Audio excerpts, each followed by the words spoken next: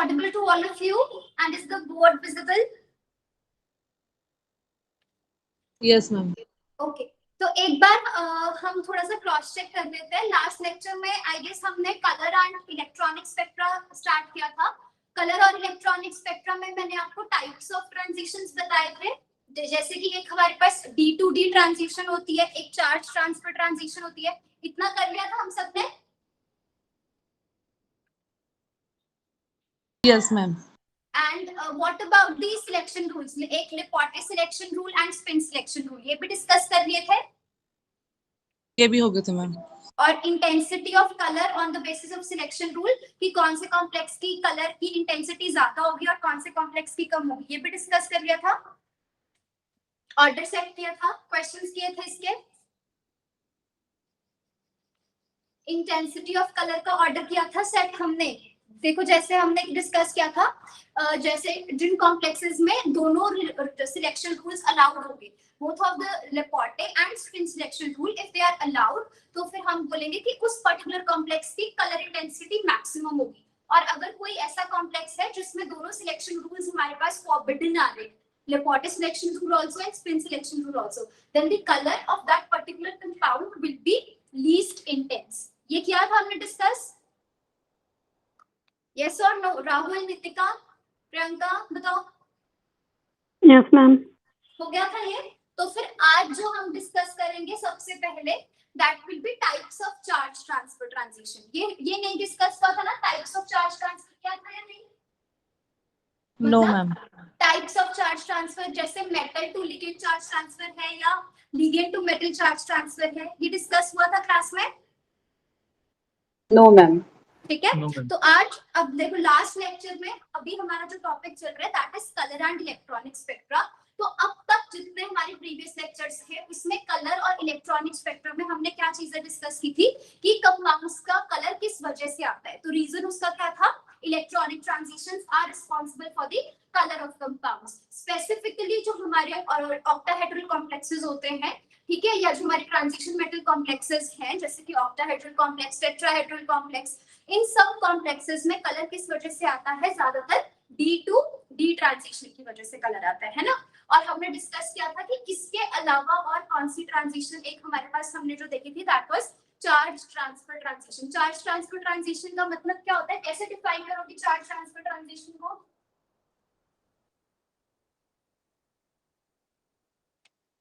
What is charge transfer transition?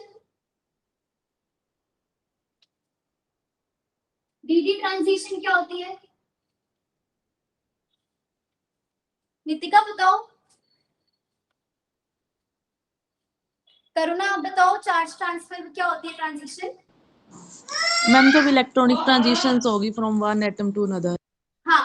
So charge transfer transitions are whenever electronic transitions they occur from one atom to other atom. That is called as charge transfer transition. और आज अभी हम discuss करेंगे types of charge transfer, कितने तरह के होते हैं.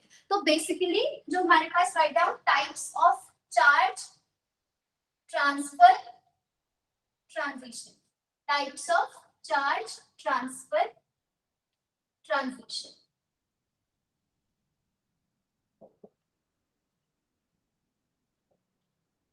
ठीक है. सबसे पहले टाइप की जो हम स्टडी कर चुके हैं इसको हम बोलते हैं ligand to metal charge transfer. ठीक है, क्या बोलते हैं? Ligand to metal charge transfer. मैंने आपको लास्ट क्लास में बताया था कि चार्ज ट्रांसफर से हमारा मतलब क्या है. चार्ज ट्रांसफर का मतलब और कुछ नहीं, सिंपली उसका मतलब इलेक्ट्रॉन की ट्रांजिशन होना ही होता है. Charge transfer is equals two electron transfer, that is equals two electrons transition from one atom. बस ये एक एटम से दूसरे एटम में होगी, एक एटम के ऑर्बिटल से दूसरे एटम के ऑर्बिटल में. अगर मैं यहाँ पर टाइप्स ऑफ चार्ज ट्रांसफर की बात करूं तो वो टाइप डिपेंड करती है कि वो किस तरह के एटम से कौन से एटम की तरफ ट्रांजिशन हो रही है. ठीक है, जैसे कि हमारे पास ये क्या है, नाम से पता चल रहा है, क्या लिखा हमने? Ligand to metal charge transfer. तो इसका मतलब अब चार्ज ट्रांसफर कहाँ से होगा? फ्रॉम लिगेंड टू लिगेंड से मेटल की तरफ. और इसको हम क्या बोलते हैं? It is also called as in short LMCT. ये क्लास में डिस्कस तो नहीं हुई थी ना LMCT? No ma'am. ठीक है, तो अब जैसे हमने इसकी एग्जांपल ऑलरेडी करी है चार्ज ट्रांसफर में, मैंने आपको दो एग्जांपल्स बताई थी ना चार्ज ट्रांसफर की, कौन सी थी?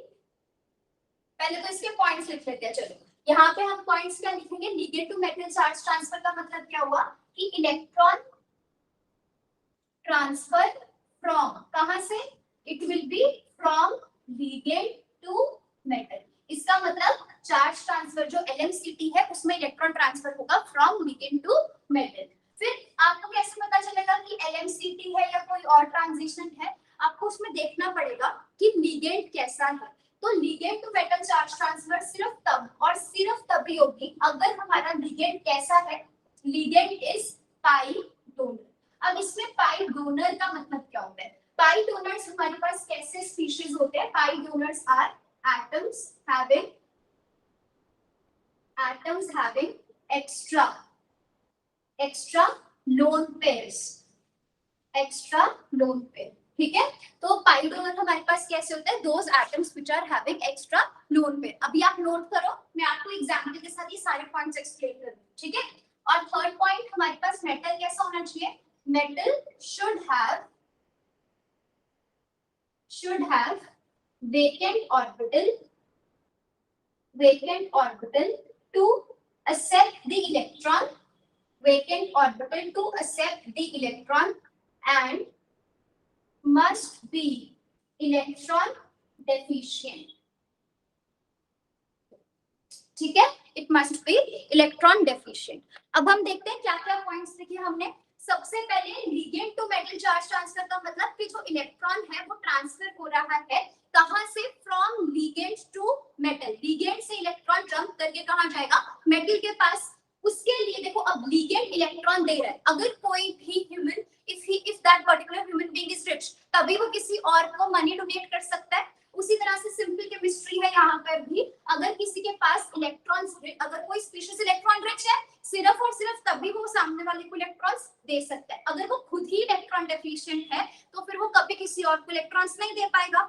अगर हम बात कर रहे हैं कि जो इलेक्ट्रॉन ट्रांसफर हो रहा है वो कहां से हो रहा है? फ्रॉम लिगेंड टू मेटल, तो वो लिगेंड से मेटल तभी होगा। लिगेंड अपने इलेक्ट्रॉन्स मेटल को तभी और सिर्फ तभी देगा अगर उसके पास खुद के पास एक्स्ट्रा इलेक्ट्रॉन्स है शेयर करने के लिए। अगर वो खुद इलेक्ट्रॉन डेफिशिएंट लिगेंड है, ठीक है, तो फिर वो इलेक्ट्रॉन्स कभी डोनेट नहीं कर सकता। तो दैट मींस लिगेंड से मेटल इलेक्ट्रॉन ट्रांसफर करवाने के लिए लिगेंड आपको ऐसा लेना पड़ेगा जिसके पास खुद के पास इलेक्ट्रॉन डेंसिटी ज्यादा हो। That must be electron rich. और इलेक्ट्रॉन रिच होने का मतलब क्या है? उनको हम पाई डोनर्स बोलते हैं।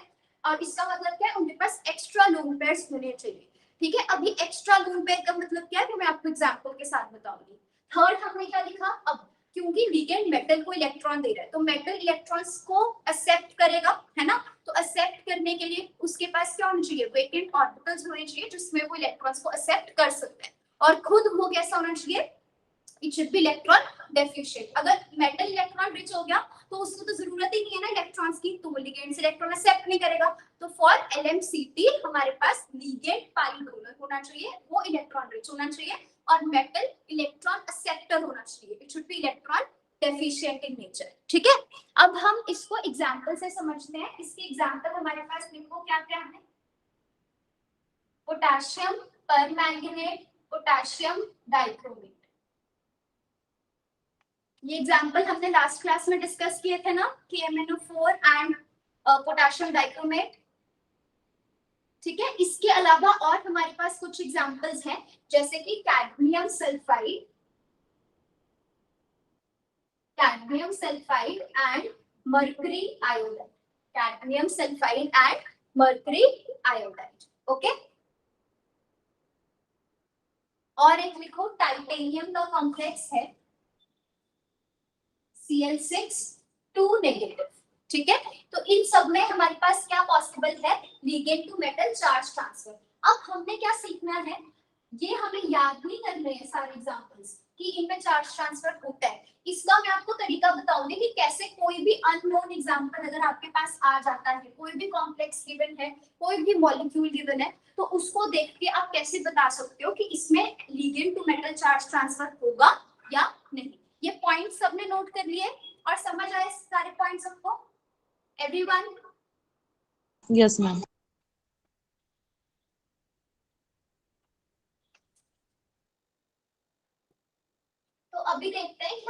पास देखो, जैसे हमने पहला बात क्या बोली कि हमारा लिगेंड की बात अगर हम करें, लिगेंड्स कैसे होने चाहिए, they must be pi donor. अब पाई डोनर का मतलब क्या होता है यहाँ पे, देखो जैसे मान लो हमने यहाँ पर कोई भी मेटल लिया, मेटल के पास क्या होता है, मेटल के पास वेकेंट ऑर्बिटल्स होंगे इलेक्ट्रॉन्स को एक्सेप्ट करने के लिए।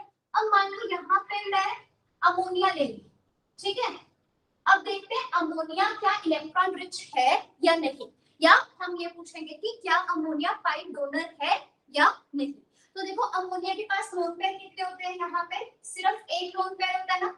अब वो इस एक लोन पेयर से क्या कर सकता है, यहाँ से मेटल के साथ क्या बना सकता है, सिग्मा बॉन्ड बना सकता है। पर अब सिग्मा बॉन्ड बनाने के बाद नाइट्रोजन के ऊपर क्या कोई और लोन पेयर मतलब क्या इसके ऊपर कोई और लोन पेयर अवेलेबल है, एक लोन पेयर उसके पास था, वो उसने ऑलरेडी मेटल के साथ सिग्मा बॉन्ड फॉर्मेशन में यूज कर लिया। उसके बाद यहाँ पर क्या नाइट्रोजन के पास कोई और लोन पेयर प्रेजेंट है जिससे वो मेटल के साथ बॉन्ड बना सके, यस और नो, यस और no, no ma'am. No right है ना, बिकॉज हमारे पास नाइट्रोजन के पास वैलेंस इलेक्ट्रॉन्स 5 होते हैं और वो 5 के 5 कंप्लीट हो चुके हैं।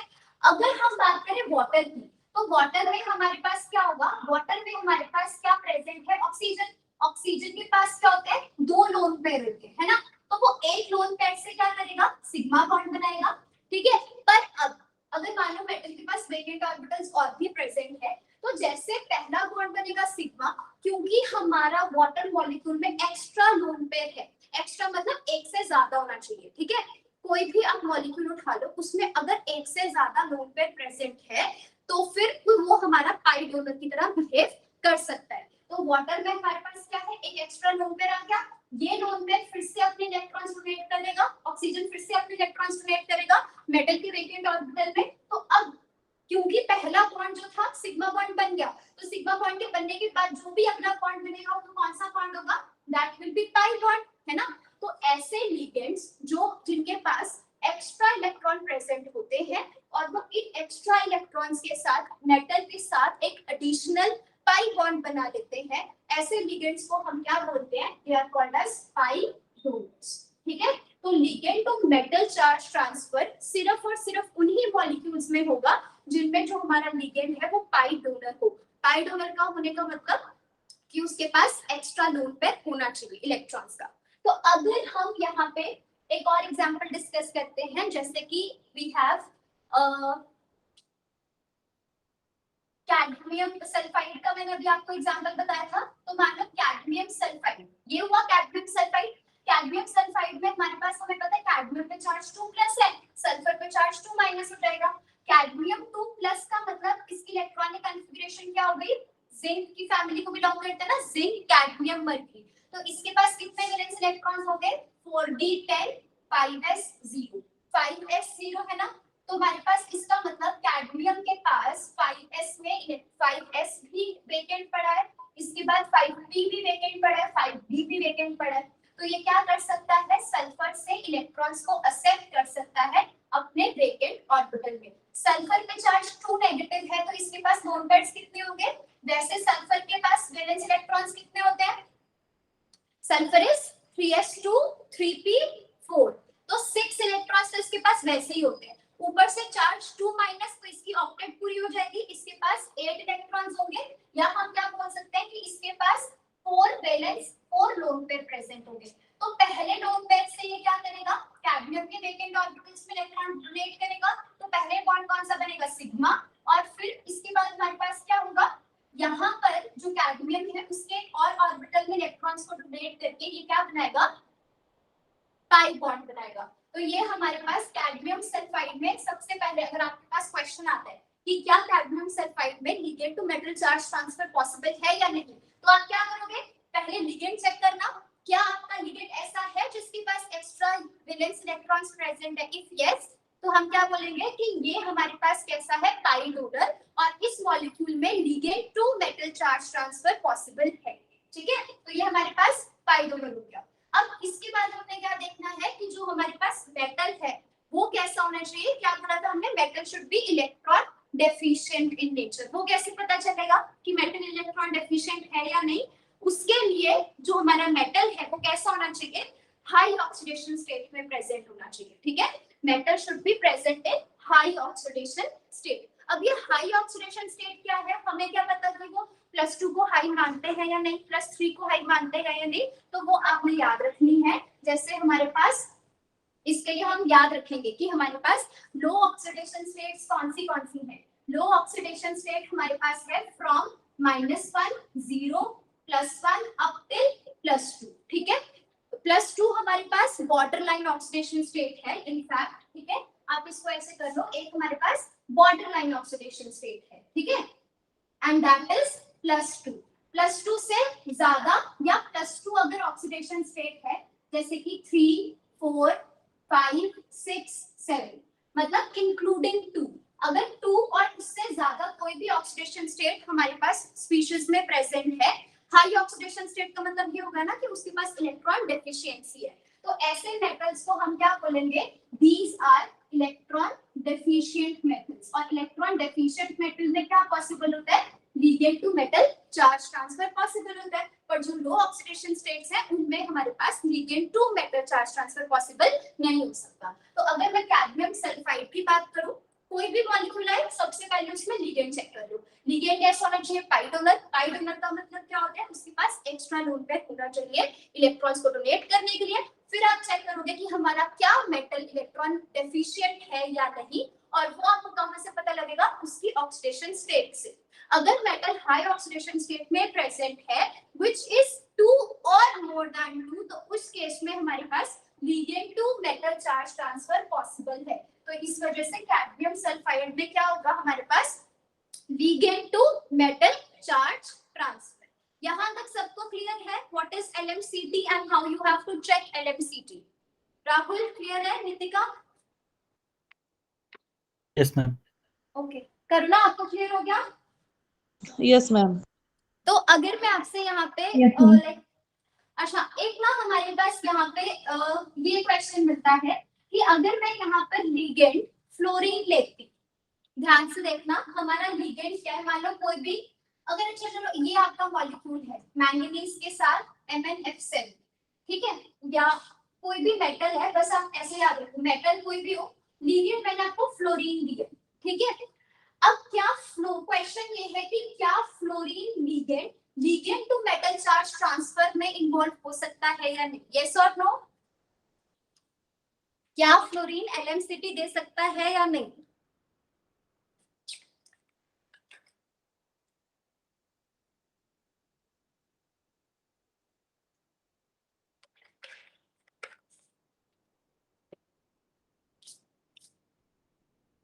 नितिका बताओ, राहुल आप बताओ। क्वेश्चन समझ आया सबको? फ्लोरीन लिगेंड अगर है तो आप ये बताओ क्या ये पाई डोनर की तरह बिहेव कर सकता है? अगर वो पाई डोनर की तरह बिहेव कर सकता है तो फिर इसका मतलब कि वो LMCT में भी इन्वॉल्व हो जाएगा, है ना? तो क्या ये पाई डोनर है या नहीं? नहीं होना चाहिए। क्यों नहीं होना चाहिए? क्योंकि मैम इसके इलेक्ट्रॉनिक कॉन्फ़िगरेशन फिर 2p5 आ जाएगी, तो फिर हाँ, बिकॉज इसकी ऑक्टेट कंप्लीट नहीं है। वैसे कहने को तो इसके पास एक्स्ट्रा लोन पेयर है ना?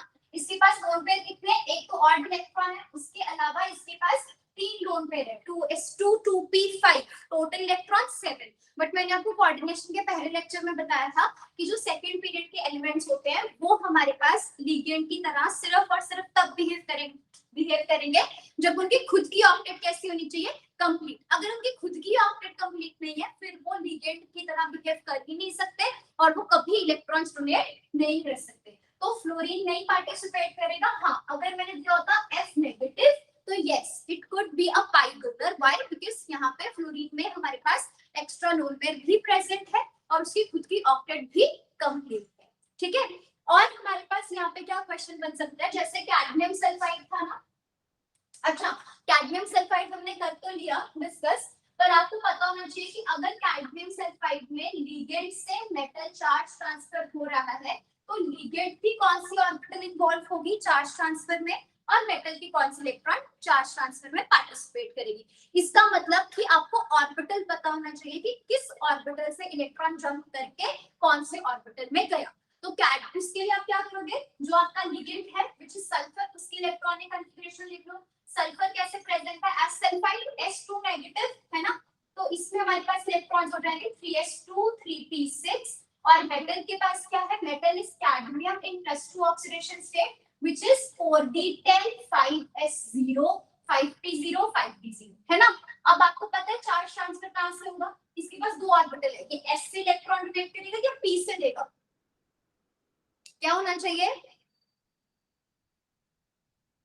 पी से डोनेट करेगा, p से डोनेट करेगा। p से डोनेट क्यों करेगा, क्योंकि p ऑर्बिटल न्यूक्लियस से थोड़े दूर होते हैं, है ना, s बहुत पास होते हैं न्यूक्लियस के, तो फिर वहां पे न्यूक्लियर अट्रैक्शन ज्यादा होगी और वहां से इलेक्ट्रॉन्स निकालने मुश्किल हो जाएंगे। पर p ऑर्बिटल्स क्योंकि मेटल से दूर होते हैं तो वहां से इलेक्ट्रॉन आसानी से निकल सकता है और लिगेंड को दिया जा सकता है ना। तो दैट मींस हमारे पास सल्फाइड से, सल्फाइड की कहां से 3p से इलेक्ट्रॉन ट्रांसफर होगा कैडमियम में, और कैडमियम की कौन सी ऑर्बिटल में होगा, 5s में होगा या 5p में होगा या 5d में होगा,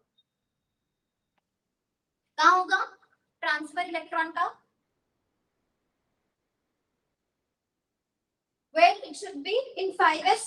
देखो 4d में तो नहीं हो सकता ना, 4d में तो इलेक्ट्रॉन्स कंप्लीटली फिल हो गया, 4d 10 हो गया, तो वहां तो इलेक्ट्रॉन ट्रांसफर हो नहीं सकता, तो कहां जाएगा, it will go into 5s orbital, ठीक है, not in 5p not in 5d, why, because 5s orbitals are more closer to the nucleus, और जब आप इलेक्ट्रॉन्स फिल करने का टाइम आता है तो आप फिर उस ऑर्बिटल में करते हो जो न्यूक्लियस के पास है, ताकि फिर उस इलेक्ट्रॉन में और न्यूक्लियस में अट्रैक्शंस बढ़े जिससे स्टेबिलिटी आए सिस्टम में। और आप 5p और 5d में इलेक्ट्रॉन्स को फिल नहीं करोगे क्योंकि वो न्यूक्लियस से दूर है और फिर वहां पे अट्रैक्शन एनर्जी कम हो जाएगी। So whenever question comes you have to do it like this कि सल्फर के 3p ऑर्बिटल से कैडमियम के 5s ऑर्बिटल्स में हमारा इलेक्ट्रॉन ट्रांसफर हो रहा है, ठीक है। ऐसे ही हमारे पास मरकरी आयोडाइड का खुद करके देखो,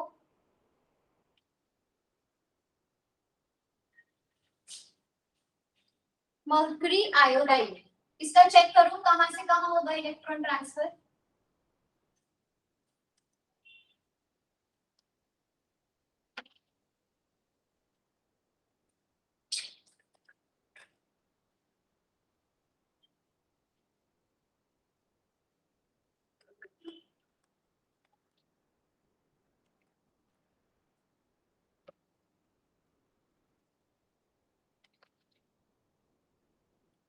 देखो ये हो जाएगा from iodine 5p6 to mercury 2 + 6s, check करो ये होगा ना,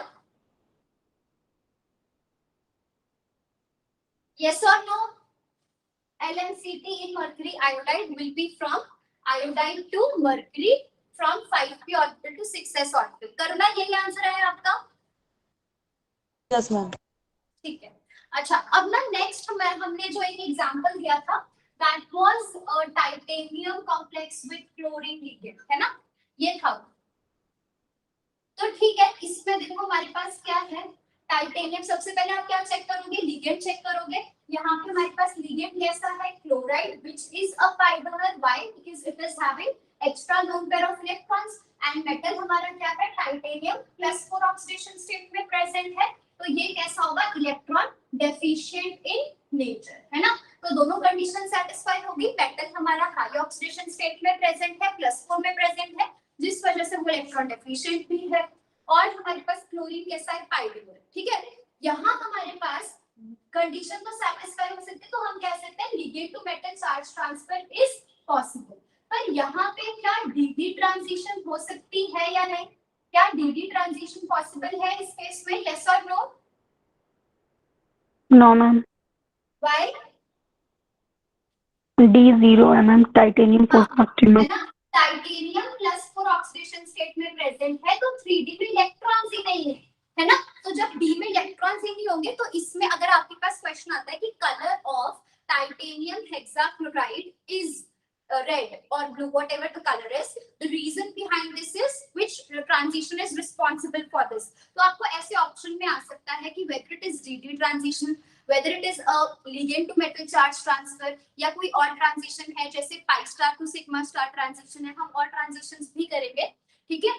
तो ऐसे पूछा जा सकता है आपसे, तो फिर आपको पता होना चाहिए, आपको जो है मॉलिक्यूल को प्रॉपर्ली एनालाइज करना है, एक एक चीज चेक करनी है कि क्या डीडी ट्रांजिशन यहाँ पॉसिबल है, नहीं तो फिर हमारे पास फिर आगे चलो क्या ligand to metal charge transfer है, अगर उसका आपका यस आ रहा है तो फिर वो हो जाएगा, ठीक है। तो यहाँ हमारा d to d transition possible नहीं हो सकता, ठीक है। बाकी के एग्जांपल्स तो मैंने हमको अपने क्लास में किए ही थे, है ना, मैंगनीज का और क्रोमियम का, ठीक है। Next write down types of, अच्छा नेक्स्ट टाइप की चार्ज ट्रांसफर पढ़ने से पहले एक हमारे पास इंपॉर्टेंट टॉपिक आता है ligand to metal charge transfer में एनर्जीज ऑफ एलएमसी, पहले ये करें, ठीक है। इसी के नीचे लिख लो energies of LMCT, ligand to metal charge transfer, ठीक है। तो जैसे हमने डिस्कस किया कि हमारे पास पर मैंगनेट आयन में MnO4 नेगेटिव में चार्ज ट्रांसफर पॉसिबल है, बिल्कुल उसी तरह हमारे पास जो क्रोमियम का मॉलिक्यूल है डाइक्रोमेट जैसे था, वैसे ये क्रोमेट आयन इसमें भी पॉसिबल है ना, और वनेडियम में भी पॉसिबल है। क्या इन तीनों में पॉसिबल होगा ligand to metal charge transfer? Yes, why? Because तीनों में लिगेंड ऑक्साइड आयन है जिसकी ऑक्टेट पूरी है, उसके पास एक्स्ट्रा लोन पेयर भी है डोनेट करने के लिए, उसके अलावा हमारे पास मेटल्स की ऑक्सीडेशन स्टेट भी हाई है, यहाँ मैंगनीज +7 ऑक्सीडेशन स्टेट में प्रेजेंट है और यहाँ क्रोमियम किसमें प्रेजेंट है +6 ऑक्सीडेशन स्टेट में, और यहाँ वनेडियम हमारे पास किसमें प्रेजेंट है +5 ऑक्सीडेशन स्टेट में। तो तीनों के अंदर चार्ज ट्रांसफर पॉसिबल है। बिल्कुल इसी तरह जो वनेडियम के फैमिली मेंबर्स हैं जैसे कि नियोबियम, ओके, एंड टैंटलून, तो इसमें भी चार्ज ट्रांसफर हो सकता है। क्रोमियम के फैमिली मेंबर्स जैसे कि मॉलिब्डेनम एंड टंगस्टन, यहाँ पे भी चार्ज ट्रांसफर पॉसिबल हो सकता है। मैंगनीज में मैंगनीज, टेक्नीशियम एंड रिहेनियम, यहाँ पे भी चार्ज ट्रांसफर पॉसिबल है। हमें क्या चेक करना है कि what is the variation in the energy of ligand to metal charge transfer. अब देखो, अगर मैं बोल रही हूँ ligand to metal charge transfer, जैसे कि हम बात करें यहाँ पर मैंगनेट आयन का MnO4 नेगेटिव का, तो हमें पता है कि चार्ज ट्रांसफर होता है फ्रॉम लिगेंड, जैसे कि इस केस में ऑक्साइड से मेटल की तरफ। मेटल कौन सा है यहाँ पे मैंगनीज इन +7 ऑक्सीडेशन स्टेट, तो इलेक्ट्रॉन ट्रांसफर या इलेक्ट्रॉन ट्रांजिशन हो रहा है ऑक्साइड की 2p6 से, है ना, तो ये मान लो इसकी 2p ऑर्बिटल है, इससे हमारा इलेक्ट्रॉन ट्रांसफर कहाँ होगा टू मेटल। मेटल की कौन सी जो है हमारे पास यहाँ पे वो आएगी 4s आ जाएगी ना, क्योंकि 4s की एनर्जी कम होगी मैंगनीज की 3d से, है ना, तो 4s में इलेक्ट्रॉन एक्सेप्ट करेगा। तो अब यहाँ हमारे पास क्या होने वाला है कि इलेक्ट्रॉन ट्रांसफर ऑक्सीजन से लिगेंड जब होगा तो मान लो कितना एनर्जी गैप है इसके बीच में, अगर इसके 2p ऑर्बिटल में और इसके 4s ऑर्बिटल में एनर्जी गैप ज्यादा होगा तो एनर्जी ऑफ रेडिएशंस, क्योंकि आपको पता है इलेक्ट्रॉन ट्रांजिशन अपने आप तो हो नहीं सकती, है ना, आपको यहाँ पे बाहर से कोई ना कोई रेडिएशंस प्रोवाइड करनी पड़ेगी जिसकी वजह से यहाँ से इलेक्ट्रॉन जंप करके ऊपर जाएगा, है ना। तो अब जितने ज्यादा ये एनर्जी गैप होगा in between 2p and 4s, उतनी ज्यादा एनर्जी लगेगी या उतनी ज्यादा फ्रीक्वेंसी लगेगी रेडिएशंस की इलेक्ट्रॉन को ट्रांजिशन करवाने में, ठीक है। अब हमें क्या चेक करना है कि क्या वो जो रेडिएशंस की एनर्जी है वो इस केस में ज्यादा है या क्रोमियम के केस में ज्यादा है या मैंगनीज के केस में। तो आपको एनर्जी का ऑर्डर सेट करना है across period also, that is energy of ligand to metal charge transfer. यहाँ से यहाँ इलेक्ट्रॉन ट्रांजिशन होने के लिए जो एनर्जी चाहिए सिस्टम को, वो इस साइड से इस साइड तक आते हुए क्या इंक्रीज करनी चाहिए या डिक्रीज करनी चाहिए। और यही सेम चीज हमें चेक करनी है when you are moving across the group. तो आपके अकॉर्डिंग क्या होगा, एनी गेस?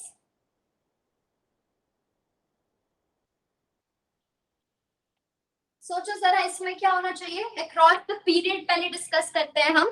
जैसे आप वनेडियम से क्रोमियम से मैंगनीज जा रहे हो, तीनों केसेस में चार्ज ट्रांसफर पॉसिबल है। तीनों केस में लिगेंड से मेटल होने वाला है, लिगेंड सब में सेम है, सब में ही ऑक्सीजन प्रेजेंट है, सिर्फ मेटल चेंज हो रहा है। ठीक है, तो क्या एनर्जी ऑफ एलएमसीटी, क्वेश्चन सबको समझ आया? करना आपको क्वेश्चन समझ आ गया? राहुल आपको? Yes ma'am. मैम। तो देखो आपके अकॉर्डिंग क्या आना चाहिए आंसर। एनर्जी डिक्रीज करेगी मैम।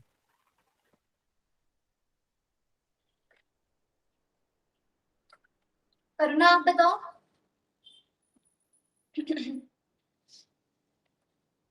एनर्जी विल डिक्रीज, है ना? क्यों डिक्रीज करेगी? क्योंकि देखो यहाँ पे वनेडियम, डिफरेंस क्या है? ऑक्साइड आयन सब में सेम है, लिगेंड तो सब में सेम है ना, डिफरेंस यहाँ पे हमारे पास मेटल का है। तो यहाँ मेटल हमारे पास वनेडियम, यहाँ क्रोमियम और यहाँ मैंगनीज, और साथ साथ हमारे पास मेटल की ऑक्सीडेशन स्टेट भी डिफरेंट, मतलब जो है वो डिफरेंट है। यहाँ पर कम ऑक्सीडेशन स्टेट है, वनेडियम +5 में है, क्रोमियम +6 में है, मैंगनीज +7 में है।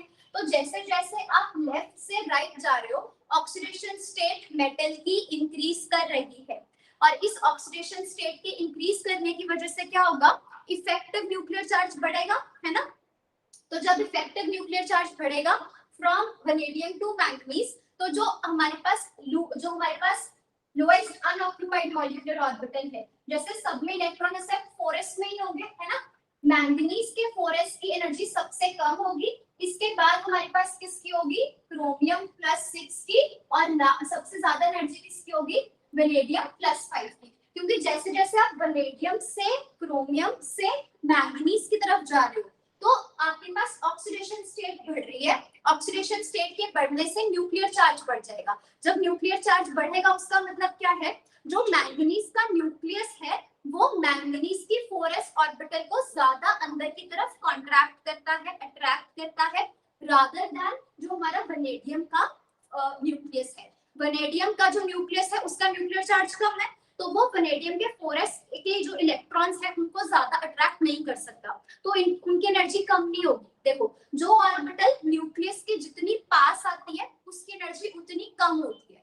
तो क्योंकि मैंगनीज का न्यूक्लियर चार्ज ज्यादा है, तो वो मैंगनीज का जो न्यूक्लियस है वो मैंगनीज के 4s ऑर्बिटल को ज्यादा अपनी तरफ अट्रैक्ट कर सकता है, जिसकी वजह से मैंगनीज के 4s ऑर्बिटल्स जो है मैंगनीज के न्यूक्लियस के पास होंगे, and that's why what will happen is इनके जो 4s ऑर्बिटल्स होंगे उनकी एनर्जी कम होगी एज कंपेयर टू क्रोमियम, और वनेडियम के 4s के ऑर्बिटल्स जो है उनकी एनर्जी मैक्सिमम होगी। तो ऑब्वियसली यहाँ पे इनकी एनर्जी तो चेंज नहीं करने वाली। हर केस में ऑक्साइड भी हमारा क्या था? लिगेंड, जिसमें इलेक्ट्रॉन्स देंगे। तो जब उसे मैंगनीज में इलेक्ट्रॉन देने हैं तो उसे एनर्जी कितनी चाहिए? जब उसे क्रोमियम में इलेक्ट्रॉन्स देने हैं तो उसे एनर्जी और ज्यादा चाहिए, और जब उसे वनेडियम में इलेक्ट्रॉन्स देने हैं तो उसे एनर्जी और भी ज्यादा चाहिए। So that is why when you're moving across the period, the energy of LMCT will decrease. ठीक है, सबको समझ आया? Everyone clear?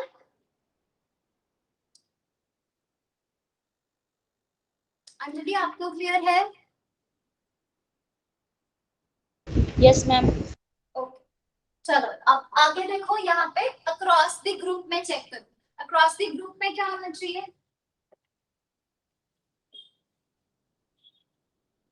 Energy increases ma'am. हाँ, इस केस में हमारे पास energy will increase. Why? Answer बताओ इसका, एनर्जी क्यों इंक्रीज करेगी? क्योंकि मैम, मेटल का साइज बढ़ रहा है ना? साइज इंक्रीज कर रहा है। हाँ, क्योंकि मेटल का साइज इंक्रीज कर रहा है। आप वनेडियम से नियोबियम से टेंटानम की तरफ जब जाओगे तो जैसे जैसे मेटल का साइज इंक्रीज करेगा, उसके जो हमारे पास जिन ऑर्बिटल्स में इलेक्ट्रॉन को एक्सेप्ट करना है, वो जो हमारा लिगेंड है उसके ऑर्बिटल से दूर होते जाएंगे, है ना? या उस जैसे हमारे पास मान लो यू हैव वनेडियम, इसके किसमें इलेक्ट्रॉन्स एक्सेप्ट होंगे? 4s में। उसके बाद हमारे पास नियोबियम है, इसमें इलेक्ट्रॉन 5s में एक्सेप्ट होंगे, और फिर टैंटलम है जिसमें इलेक्ट्रॉन 6s में एक्सेप्ट होंगे, है ना? और आपको पता है जितना प्रिंसिपल क्वांटम नंबर कम होगा उतने ऑर्बिटल्स न्यूक्लियस के पास होते हैं।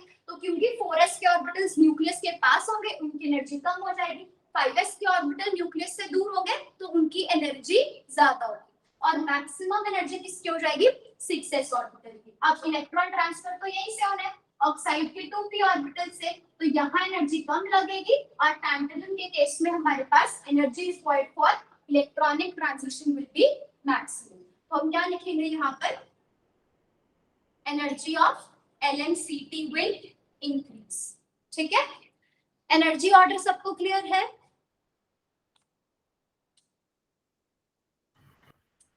अच्छा, अब एक और यहाँ पे हम ऑर्डर सेट करेंगे, that is regarding oxidising character.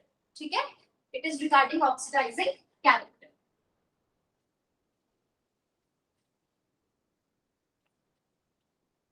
अच्छा, आप सबने सुना है कि हम जो हमारे पास पोटेशियम परमैंगनेट है, पोटेशियम डाइक्रोमेट है, आपने ऑर्गेनिक में देखा होगा, हम इनको किसके लिए यूज करते हैं, डाइक्रोमेट एंड परमैंगनेट। इसके सबसे ज्यादा यूज होते हैं कहाँ, किस चीज में यूज होते हैं ये? स्ट्रॉन्ग ऑक्सीडाइजिंग एजेंट्स होते हैं। Yes, they both of these are very strong oxidizing agents। आप ऑर्गेनिक में देखते होंगे, they are used for oxidation of alcohols to aldehydes and then to carboxylic acids, है ना। पर क्या हमने कभी इनको देखा है for the use of oxidising agent? नहीं।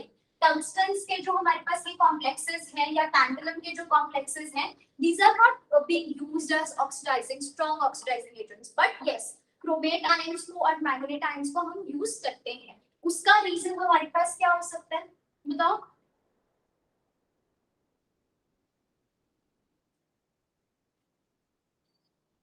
मैम ऑक्सीडेशन स्टेट हो सकती है, क्योंकि जब ऑक्सीडेशन स्टेट बढ़ती है मैम तो ज्यादा इलेक्ट्रोनेगेटिव कैरेक्टर आ जाता है। देखो, अगर हम कंपेयर करेंगे तो ऐसे कंपेयर करेंगे ना, इसके ग्रुप को कंपेयर करो कि व्हेन यू आर मूविंग, हाँ ऐसे कंपेयर कर सकते हो कि जैसे जैसे आप नीचे आ रहे हो तो हमारे पास ये भी +7 ऑक्सीडेशन स्टेट में प्रेजेंट है, ये भी +7 ऑक्सीडेशन स्टेट में प्रेजेंट है, और ये भी +7 ऑक्सीडेशन स्टेट में प्रेजेंट है। पर यहाँ पर क्या होता है, देखो अगर हम बोल रहे हैं कि this is a very strong oxidising agent, तो स्ट्रॉन्ग ऑक्सीडाइजिंग एजेंट होने का मतलब क्या है, ये जो भी दूसरी स्पीशीज है उसकी ऑक्सीडेशन बहुत अच्छे से बहुत आसानी से कर सकता है, और फिर अगर ये दूसरे की ऑक्सीडेशन कर रहा है तो उसके लिए उसका मतलब क्या है, इसकी खुद की क्या हो रही है, रिडक्शन, है ना। तो अगर हम बोल रहे हैं कि ये बहुत अच्छा ऑक्सीडाइजिंग एजेंट है तो हम ये भी कह सकते हैं that it is strongly reduced, है ना, इट इज स्ट्रांगली रिड्यूस्ड। इसका मतलब इसकी खुद की क्या हो सकती है, बहुत आसानी से रिडक्शन हो सकती है। इसका मतलब क्या है, it easily accepts the electron, बहुत आसानी से ये इलेक्ट्रॉन्स को एक्सेप्ट कर लेता है। किससे एक्सेप्ट करेगा, किसी और एक्सटर्नल स्पीशीज से जिसकी इसको ऑक्सीडेशन करवानी है।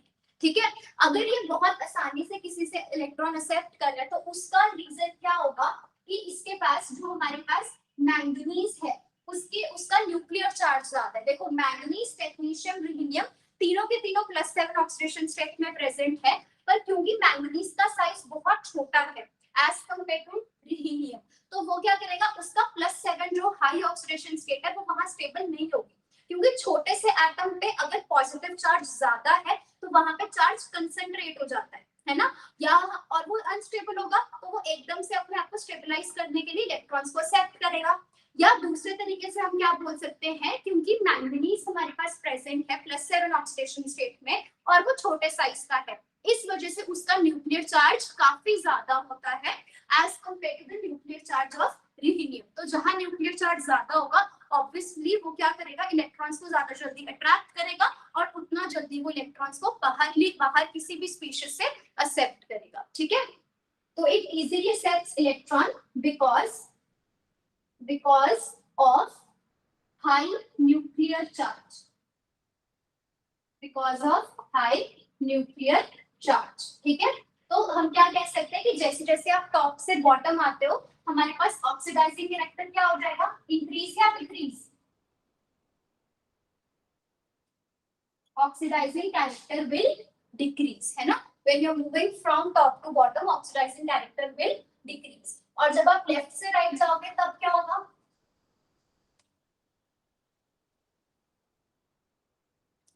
यहाँ तक सबको समझ आ गया ना? ऑक्सीडाइजिंग कैरेक्टर हमारे पास क्यों डिक्रीज कर रहा है? एवरीवन, भूपिंदर आपको समझ आ गया? राहुल? Yes ma'am. तो अब देखो इसका बताओ order from vanadium to manganese. Increases ma'am. हाँ, बिकॉज ऑक्सीडेशन स्टेट इंक्रीज हो रही है, तो वो तो पता ही, जैसे जितनी ज्यादा ऑक्सीडेशन स्टेट होगी उतना जल्दी वो इलेक्ट्रॉन्स को एक्सेप्ट करेगा, उतना जल्दी वो दूसरे को रिड्यूस करेगा, उतना जल्दी वो दूसरे को ऑक्सीडाइज करेगा, है ना? खुद की उसकी क्या होगी? रिडक्शन। तो यहाँ पे ऑक्सीडाइजिंग कैरेक्टर विल इंक्रीज। ठीक है, ऑक्सीडाइजिंग कैरेक्टर विल इंक्रीज। ठीक है, तो ये हमें कुछ करने थे टॉपिक्स LMCT के। Next type of charge transfer जो हमारे पास नोट कर लिया सबने? Yes ma'am.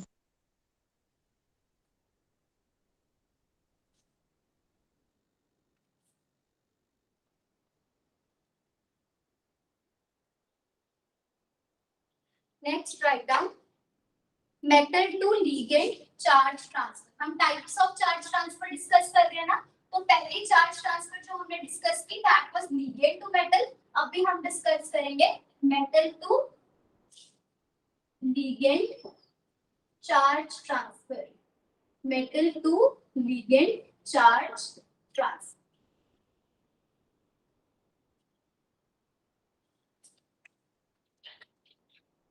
ठीक है, तो MLCT का हमारे पास मतलब क्या हो जाएगा? सबसे पहले तो इलेक्ट्रॉन ट्रांसफर कहां से होगा? Electron transfer will occur from metal to ligand, from metal to ligand. ठीक है, अब इसके लिए मेटल हमारे पास कैसा होना चाहिए? क्योंकि मेटल से इलेक्ट्रॉन हम लिगेंड को दे रहे हैं, तो मेटल अपने इलेक्ट्रॉन्स लिगेंड को सिर्फ तभी देगा when metal should be, it should be electron rich. ठीक है, it should be electron rich. और वो इलेक्ट्रॉन रिच कब हो सकता है? When it is present in low oxidation state. It should be present in low oxidation state. और लो oxidation state का मतलब क्या है? 0 है, -1 है, या +1 या +2। इतनी ऑक्सीडेशन स्टेट। +2 ऑक्सीडेशन स्टेट ऐसी ऑक्सीडेशन स्टेट है जहां आपके पास मेटल, जहां पे आपके पास LMCT भी हो सकता है और MLCT भी पॉसिबल हो सकता है। ठीक है, और लिगेंड हमारे पास कैसा होना चाहिए? Ligand should be pi acceptor. Ligand should be pi acceptors. और पाई एक्सेप्टर्स का मतलब क्या होता है? कि ये इलेक्ट्रॉन्स को एक्सेप्ट कर सकते हैं। ठीक है, दैट इज इलेक्ट्रॉन एक्सेप्टर। और इसका मतलब क्या है? कि उनके पास अगर कोई चीज इलेक्ट्रॉन को एक्सेप्ट तभी करेगी जब उसके पास वेकेंट ऑर्बिटल प्रेजेंट है इलेक्ट्रॉन्स को एक्सेप्ट करने के लिए। तो इसका मतलब हमारे पास क्या है? Ligand must have, ligand must have vacant. कौन से वेकेंट ऑर्बिटल्स होने चाहिए? वेकेंट पाई स्टार ऑर्बिटल्स होने चाहिए इलेक्ट्रॉन्स को एक्सेप्ट करने के लिए, या फिर वेकेंट डी ऑर्बिटल्स।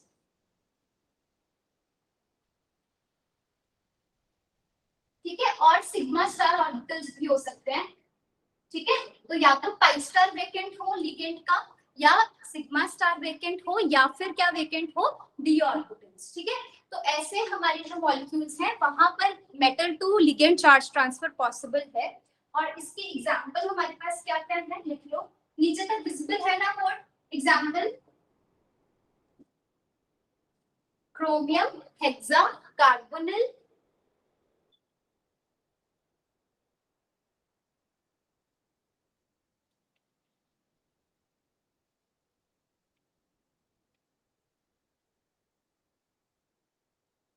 ठीक है, और मैं एग्जांपल्स यहाँ लिख, यहाँ से नोट कर।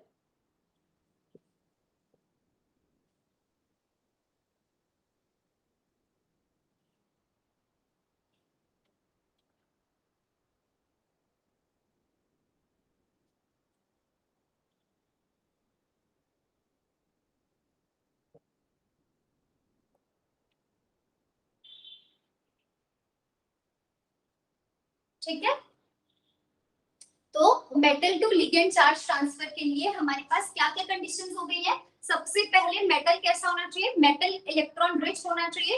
इलेक्ट्रॉन रिच वो तब कब हो सकता है जब उसकी ऑक्सीडेशन स्टेट कम हो, दैट इज आइदर -1, 0, +1 और मैक्सिमम टू मैक्सिमम +2, इससे ऊपर ऑक्सीडेशन स्टेट नहीं होनी चाहिए, अदरवाइज फिर MHCT नहीं हो पाएगा।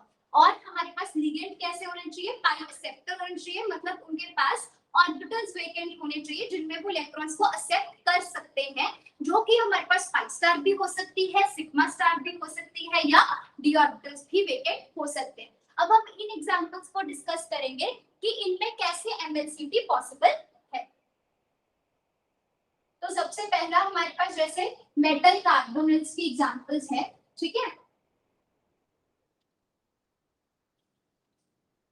अच्छा, पहले ना यहाँ पे मैंने एक वर्ड लिखा था आपके पास, लिगेंड कैसा होना चाहिए, लिगेंड कैसा होना चाहिए, पाई एक्सेप्टर। अब इस पाई एक्सेप्टर का मतलब क्या था कि उसके पास वेकेंट ऑर्बिटल्स होने चाहिए। वेकेंट ऑर्बिटल्स कौन से हो सकते हैं, या तो पाई स्टार, सिग्मा स्टार या डी ऑर्बिटल्स, ठीक है।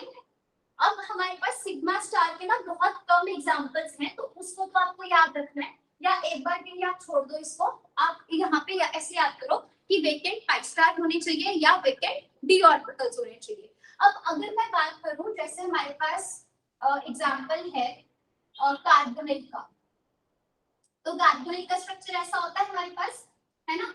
अब हमें कैसे पता चलेगा मॉलिक्यूल को देख के कि क्या उसमें वेकेंट पाई स्टार प्रेजेंट है या नहीं। देखो पाई स्टार का मतलब क्या है, एंटी बॉन्डिंग ऑफ पाई। जब पाई बॉन्ड, देखो जब भी आप मॉलिक्यूलर ऑर्बिटल डायग्राम बनाते हो, जैसे कि हमने केमिकल हमने तो अभी केमिकल बॉन्डिंग नहीं किया, पर आपको पता होगा कि आपने +1 +2 में ही कर लिया होगा, जैसे ऑक्सीजन मॉलिक्यूल है ना, ऑक्सीजन मॉलिक्यूल का मॉलिक्यूलर ऑर्बिटल डायग्राम जब आप बनाते हो तो उसमें आप ऐसे दिखाते हो कि इसका आपके पास पहले सिग्मा बॉन्ड बनता है, सिग्मा 2pz, फिर पाई ऑर्बिटल्स आते हैं, फिर उसके बाद उसके पास क्या होता है, पाई स्टार और फिर सिग्मा स्टार, है ना, इस तरह से होता है। और हम बोलते हैं कि ऑक्सीजन में कुछ इस तरह की सिचुएशन होती है ना, इस तरह की सिचुएशन होती है।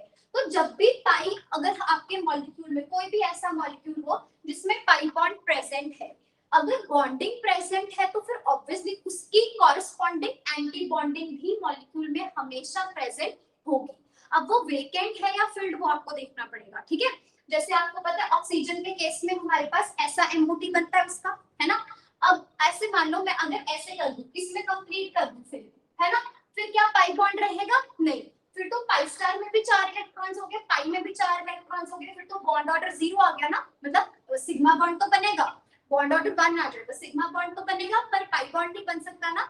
अगर नंबर ऑफ बॉन्डिंग और number of anti bonding electron same हो जाएंगे फिर पाई बॉन्ड एग्जिस्ट नहीं कर सकता। तो जब तक आपके एंटी बॉन्डिंग में इलेक्ट्रॉन्स कम है या फिर वो कंप्लीटली वेकेंट पड़ा है, तो उसका मतलब क्या होगा, पाई बॉन्ड बना हुआ है फिर उसका एंटी बॉन्डिंग खाली पड़े। तो जैसे इस केस में हमारे पास ऑक्सीजन में क्या होता है, यहाँ पे आपका पाई बॉन्ड में 4 इलेक्ट्रॉन्स है पर उसका पाई स्टार कंप्लीटली फिल्ड तो नहीं है ना, है ना।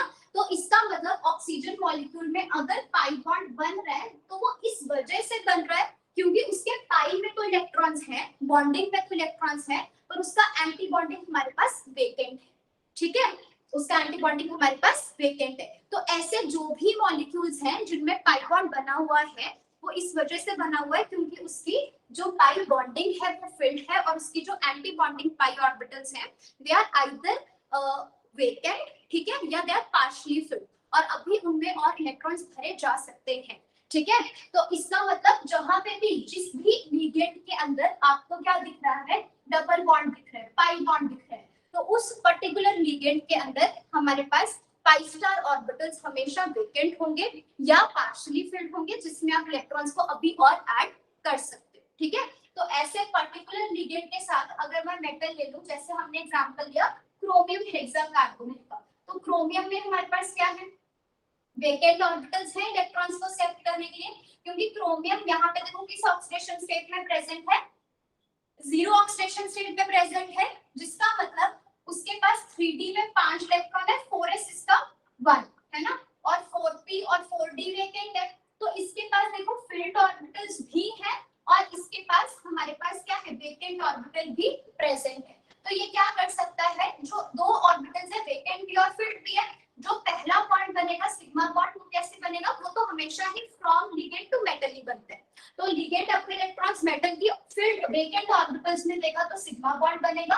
पर अब हमारे पास मेटल ऐसा है जो लो ऑक्सीडेशन स्टेट में प्रेजेंट है, तो वो इलेक्ट्रॉन रिच हुआ, वो इलेक्ट्रॉन डोनेट भी कर सकता है, और ऊपर से लिगेंड भी ऐसा है जिसकी पाई स्टार खाली पड़ी है, जिसके पाई स्टार में इलेक्ट्रॉन्स अभी नहीं है। तो आप यहाँ से इलेक्ट्रॉन कहाँ ट्रांसफर करोगे, लिगेंड के वेकेंट पाई स्टार में। जैसे आप यहाँ पे इलेक्ट्रॉन्स डोनेट करोगे, हम क्या बोलेंगे, ये कौन सा बन गया, मेटल से लिगेंड चार्ज ट्रांसफर हुआ। अब जैसे ही इसके पाई स्टार में इलेक्ट्रॉन्स जाएंगे, इसका पाई बॉन्ड ब्रेक कर जाएगा, ठीक है, इसका पाई बॉन्ड ब्रेक कर जाएगा। ये जो दो इलेक्ट्रॉन्स है वो पाई बॉन्ड से निकल के कहाँ चले जाएंगे, ऑक्सीजन एटम पे। तो बस आपने ये चीज चेक करनी है कि जो हमारा मेटल है सबसे पहले वो तो इलेक्ट्रॉन रिच होना चाहिए, जिसके लिए उसके पास लो ऑक्सीडेशन स्टेट होनी चाहिए। और अगर आपको चेक करना है कि लिगेंड इलेक्ट्रॉन को एक्सेप्ट कर सकता है या नहीं, तो आप याद रखो जिस भी लिगेंड में पाई बॉन्ड है उसमें पाई स्टार प्रेजेंट है, और अगर उसमें पाई स्टार प्रेजेंट है तो इसका मतलब वो इलेक्ट्रॉन्स को एक्सेप्ट कर सकता है, ठीक है। और हमारे पास ऐसे कौन से लिगेंड्स हैं कार्बोनिल के अलावा जिनमें डबल बॉन्ड बनता है, यहाँ पे दिया हुआ एग्जांपल साइनाइड है ना। साइनाइड में क्या है, कार्बन ट्रिपल बॉन्ड नाइट्रोजन, और ये यहाँ से हमारे पास इलेक्ट्रॉन डोनेट करेगा मेटल को, आयरन को, और फिर आयरन के पास ये सिग्मा बॉन्ड बन गया, आयरन के पास फील्ड ऑर्बिटल्स है जिससे वो साइनाइड के वेकेंट पाई स्टार में इलेक्ट्रॉन्स को डोनेट करेगा, और फिर यहाँ पे क्या हो जाएगा हमारे पास फिर से metal to ligand charge transfer. पर एक ना बहुत इंपॉर्टेंट चीज है जिसका आपको हमेशा ध्यान रखना है कि ये जो डबल बॉन्ड है ना वो हमेशा उसी एटम के साथ, मतलब ये डबल बॉन्ड उस जो आपका एटम है, डोनर एटम है, जो मेटल को इलेक्ट्रॉन्स डोनेट कर रहा है ना, बिल्कुल उसके साथ ही डबल या ट्रिपल बॉन्ड होना चाहिए।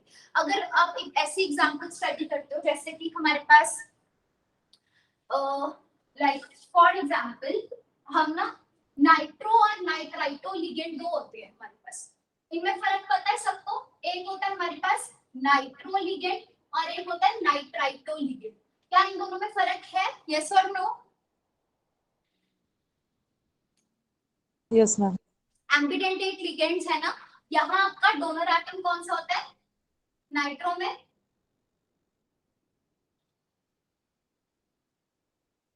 What is the donor atom in nitro? Nitrogen ma'am. हाँ, nitrogen is the donor atom in nitro. तो ये यहाँ से मेटल को इलेक्ट्रॉन्स डोनेट करेगा, है ना। और नाइट्राइटो में हमारे पास क्या होता है, नाइट्राइटो ये होता है oxygen N double bond O, और इसमें हमारा डोनर एटम कौन सा होता है, ऑक्सीजन, ठीक है। अब देखो दोनों में कैसे फर्क आएगा। अगर आपका नाइट्रो डोनर एटम है तो मान लो मेटल आपके पास जैसे यहाँ पे आपके पास जो भी मेटल है, अब ये कैसा है, ये पाई डोनर है या पाई एक्सेप्टर, वो आप चेक करोगे इससे अपने डोनर एटम से। क्या आपका डोनर एटम ऐसा है जिसके पास एक्स्ट्रा लोन पेयर प्रेजेंट है?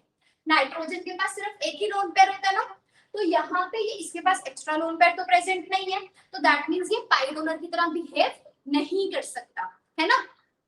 और दूसरी चीज क्या है, अब ये पाई डोनर की तरह तो बिहेव नहीं कर सकता, अगर पाई डोनर की तरह बिहेव नहीं कर सकता है तो इसमें ligand to metal charge transfer तो पॉसिबल नहीं है। अब हम चेक करेंगे क्या ये पाई एक्सेप्टर है या नहीं।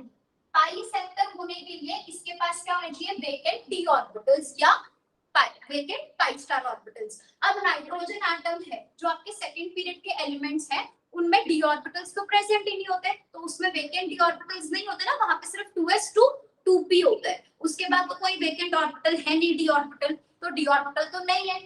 फिर हम देखेंगे क्या इसमें पाई स्टार है, तो बस उसके लिए आपने पता है क्या चेक करना है, जो आपका डोनर एटम है दैट शुड बी डबली और ट्रिपली बॉन्डेड। ऐसा नहीं है कि डबल बॉन्ड कहीं पे भी है तो आपका लिगेंड पाई एक्सेप्टर बन जाएगा।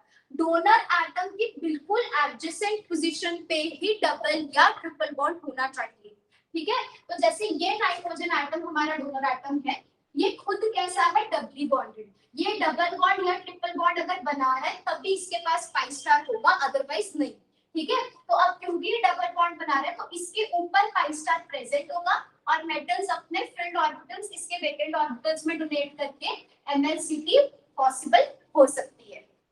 अगर मैं नाइट्राइटो की बात करूं जिसमें हमारे पास डोनर एटम है ऑक्सीजन, अब इसमें क्या है ऑक्सीजन ऑक्साइड O नेगेटिव है ना, तो इसके पास 3 लोन पेयर्स होंगे, पहले लोन पेयर के साथ ही सिग्मा बॉन्ड बना लेगा और जो दूसरा लोन पेयर इसका है वो ये फिर से डोनेट कर सकता है इसके मेटल के वेकेंट ऑर्बिटल में और क्या बनाएगा पाई बॉन्ड। तो दैट मींस यहाँ पे क्या हो सकता है ligand to metal charge transfer possible है क्योंकि नाइट्राइटो लिगेंड हमारा पाई डोनर है ना कि पाई एक्सेप्टर है। LMCT is possible.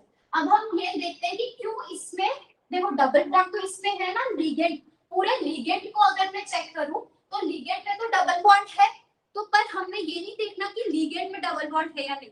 Double bond कहाँ होना चाहिए, जो आपका डोनर एटम है। नाइट्राइटो के केस में ऑक्सीजन डोनर एटम है, जो हमारा डोनर एटम है that particular atom should form either double or triple bond। ठीक है, ये खुद डबली या ट्रिपली बॉन्डेड होना चाहिए, सिर्फ और सिर्फ तभी इस पर्टिकुलर एटम पे पाई स्टार प्रेजेंट होगा और फिर वो मेटल से इलेक्ट्रॉन्स एक्सेप्ट कर सकता है अपने पाई स्टार में।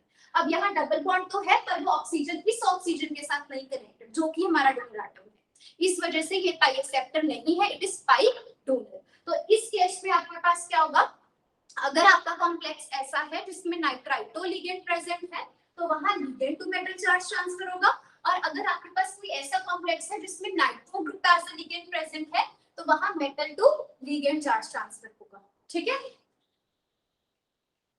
क्लियर हुआ ये पॉइंट सबको everyone? Yes ma'am. Yes ma'am. अच्छा, अब यहाँ पे देखो चेक करो, ये जो पर्टिकुलर कॉम्प्लेक्स है आयरन का, इसमें हो जाएगी या नहीं? साइनाइड लिगेंड में डोनर एटम कौन सा होता है?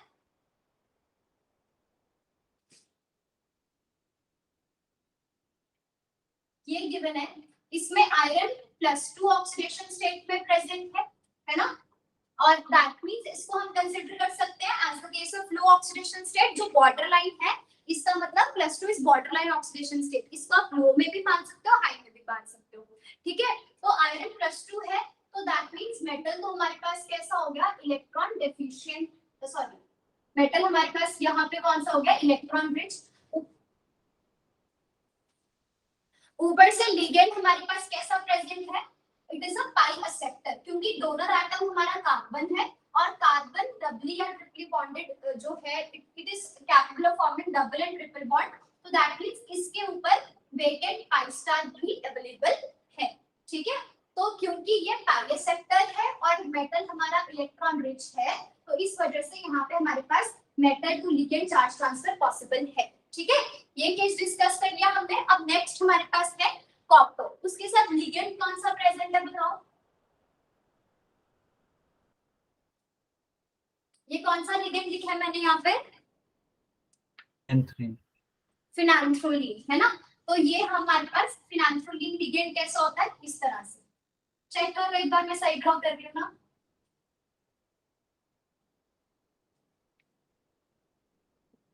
Is this phenanthroline? यही होता है ना हमारे पास। अब देखो इसमें हमारे पास डोनर एटम कौन से हैं फिनांथ्रोलीन में। अच्छा, पहले अगर मैं आपसे पूछूं कि इस कॉम्प्लेक्स का कोऑर्डिनेशन नंबर कितना है, इसका कोऑर्डिनेशन नंबर बताओ।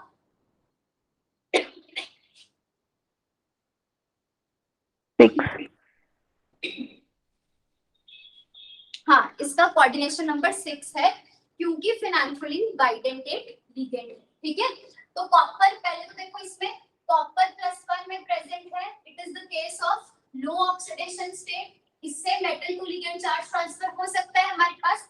ऊपर से लिगेंड हमारे पास कैसे हैं, जिसमें देखो डोनर एटम कौन सा है nitrogen.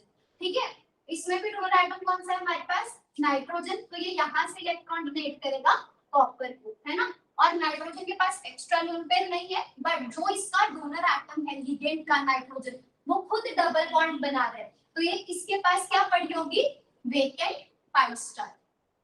Vacant pi star is present in this case. So phenanthroline ligand कैसा है, इट इज पाई एक्सेप्टर, तो इस वजह से यहाँ पे हमारे पास metal to ligand charge transfer हो सकता है। क्या इस मॉलिक्यूल में डीपी ट्रांजिशन पॉसिबल है?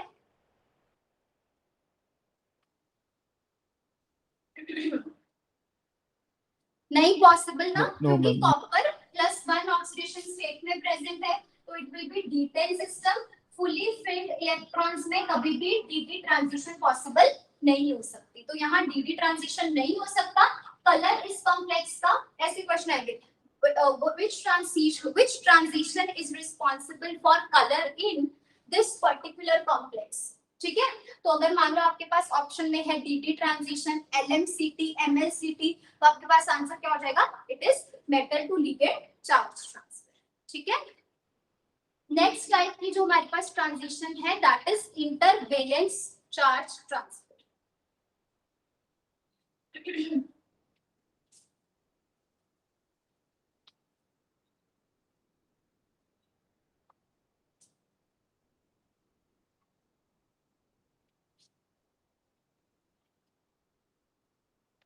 Third type of charge transfer is intervalence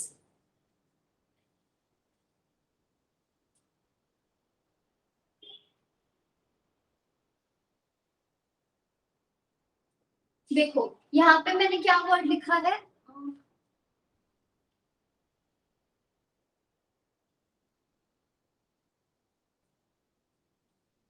तो इसमें सबसे पहले लिखो electron transfer will occur from one metal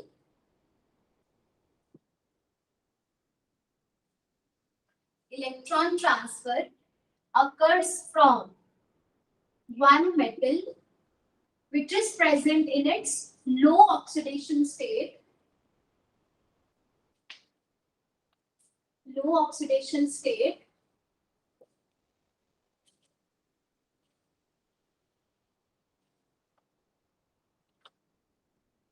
to other metal which is present in high oxidation state।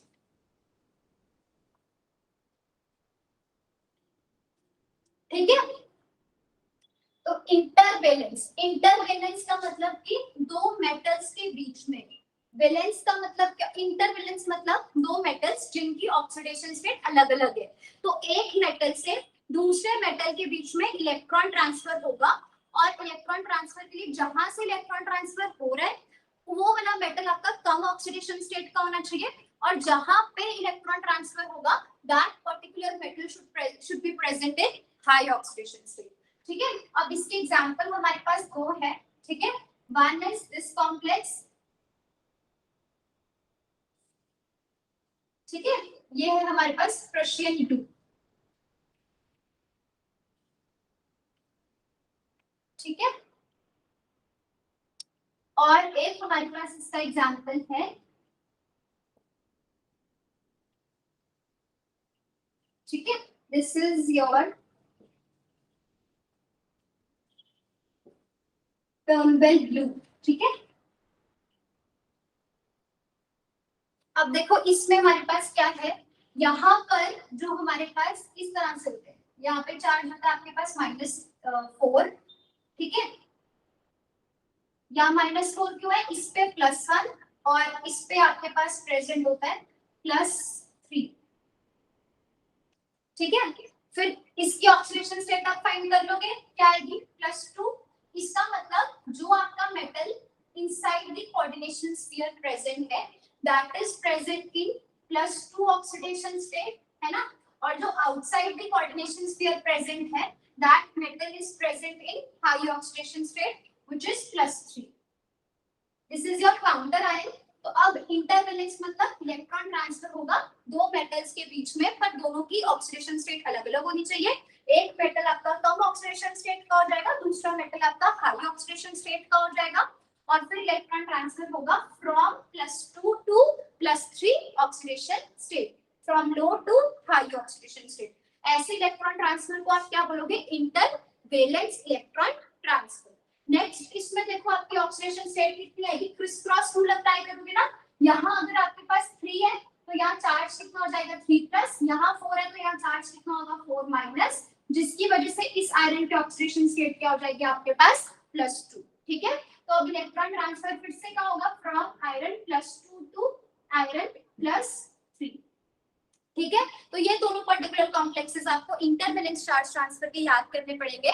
एक प्रशियन ब्लू है, दूसरा टर्मल ब्लू है, और इनमें कलर किस वजह से आता है, that particular color of these complexes is because of intervalence charge transfer transition. ठीक है, इंटरवेलेंस सबको क्लियर हो गया? Yes, ma'am. और हमारे पास इसमें एग्जांपल्स आते हैं स्पाइनल्स के। स्पाइनल्स याद है, हमने एक टॉपिक किया था, एक और एग्जांपल लिख लो इसका, ठीक है, दैट इज, ये याद है हमने किया था ना स्पाइनल्स। स्पाइनल्स में देखो आपके पास दो मेटल होते हैं और दोनों अलग अलग ऑक्सीडेशन स्टेट में होते हैं, तो इसका मतलब यहाँ पे आपके पास एक लेड +2 ऑक्सीडेशन स्टेट में प्रेजेंट है और दूसरा +3। This led is present in +3 and here lead is present in +2 oxidation state. So from lead in +3 to lead in +2 oxidation state हमारे पास intervalence charge transfer होगा spinals के केस, ठीक है?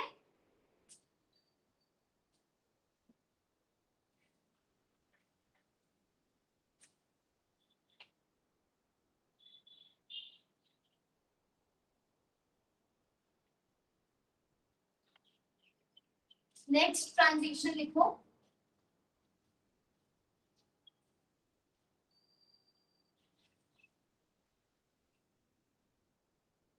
intraligand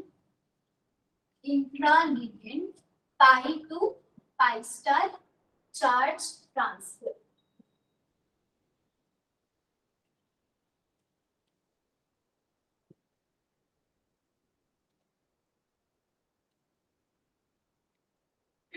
इसको लिखो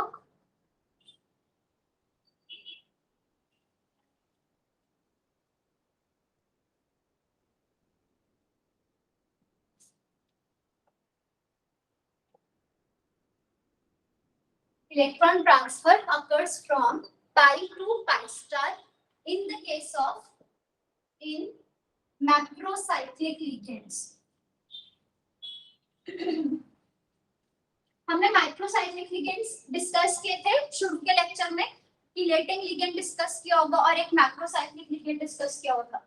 याद है किसी को मैक्रोसाइक्लिक लिगेंड्स क्या होते हैं?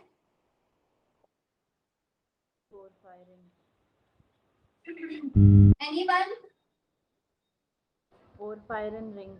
हाँ, इसकी एग्जांपल लिखो डीऑक्सी एंड ऑक्सी हीमोग्लोबिन, ठीक है। इसका और एग्जांपल लिखो विटामिन B12, क्लोरोफिल।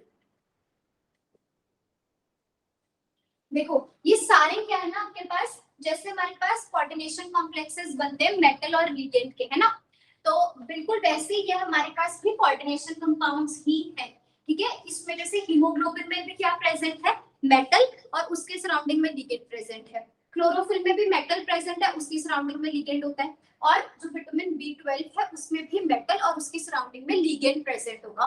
पर इन सब चीजों में कॉमन चीज क्या है कि इनके अंदर जो लिगेंड है तीनों केसेस में, that is a macrocyclic ligand. Macrocyclic ligands क्या होते हैं, जिनका स्ट्रक्चर साइक्लिक हो, और दूसरी चीज क्या होती है इसमें, दे आर पॉलीडेंटेट।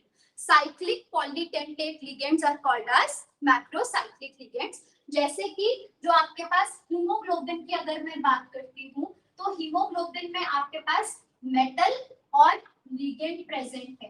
मेटल कौन सा प्रेजेंट होता है हीमोग्लोबिन में, आयरन, और उसकी सराउंडिंग में लिगेंड कौन सा प्रेजेंट है, इसमें लिगेंड जो प्रेजेंट होता है दैट इज पोरफायरिन रिंग। वैसे ही क्लोरोफिल में भी हमारे पास क्या है, मेटल होगा और इसमें साथ में लिगेंड प्रेजेंट होगा। मेटल क्लोरोफिल के केस में हमारे पास कौन सा होता है, मैग्नीशियम, और हमारे पास लिगेंड इसके केस में कौन सा होता है, क्लोरीन रिंग, ठीक है। तो अब हमने यहाँ पे क्यों बात कर रहे हैं इनकी, क्योंकि जो intra ligand pi to pi star, देखो एक तो गया लिगेंड से metal, which is ligand to metal charge transfer, एक हो गया फ्रॉम मेटल टू लिगेंड, जिसको आप बोलते हो metal to ligand charge transfer, है ना, MLCT LMCT। फिर था मेटल से मेटल, और अब क्या है, लिगेंड, इंट्रा लिगेंड। तो दोनों में फर्क है। जब आपने मेटल टू मेटल बोला तो आपने बोला इंटरवेलेंस। इंटर वर्ड तब आएगा जब एक मेटल से दूसरे मेटल पे हो रहा था। अब यहाँ हम क्या कर रहे हैं, इंट्रा लिगेंड वर्ड यूज कर रहे हैं। तो इसका मतलब जो इलेक्ट्रॉन ट्रांजिशन हो रही है within the ligand, ligand सिर्फ एक है, ऐसा नहीं होगा फ्रॉम लिगेंड टू लिगेंड है, लिगेंड सिर्फ एक है और उसी के बीच में within the ligand electron transition transition हो रही है from its pi orbitals to its pi star orbitals. ठीक है, अब देखते हैं वो कैसे होगी। जैसे हमने डिस्कस किया इन सब में हो रही है हमारे पास, और विटामिन B12 में जो मेटल प्रेजेंट होता है वो कोबाल्ट है, और उसमें जो रिंग होती है वो कॉरन रिंग है। ठीक है, ये सब हम बायो इनऑर्गेनिक में डिस्कस करेंगे, अभी मत लिखना। बट हाँ, आपको इनका लिगेंड्स का पता होना चाहिए कि इसमें पाई टू पाई स्टार ट्रांजिशन कैसी होती है। ठीक है,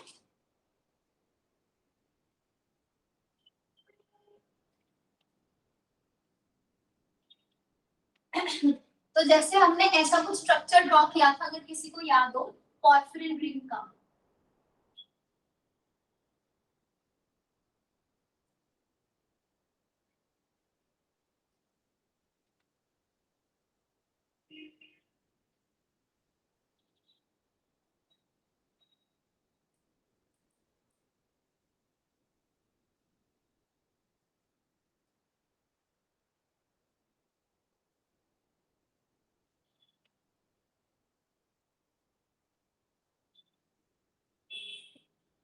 ठीक है, ये स्ट्रक्चर था हमारे पास पॉर्फिरिन रिंग का।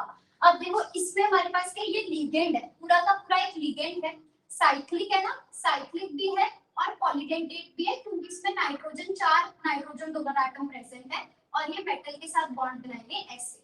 ठीक है, अब ट्रांजिशन कहाँ हो रही है, विद इन द लिगेंड, मतलब लिगेंड के अंदर ही ट्रांजिशन हो रही है। अब देखो कैसे होगी, ये पाई इलेक्ट्रॉन्स है आपके, ये वाला क्या होगा, ये आपका पाई बॉन्ड हो गया। अब ये जो नेक्स्ट कार्बन एटम है, क्योंकि ये डबली बॉन्डेड है, तो हम कह सकते हैं कि इस कार्बन में पाई स्टार भी प्रेजेंट होगी, ये होगी इसकी pi star.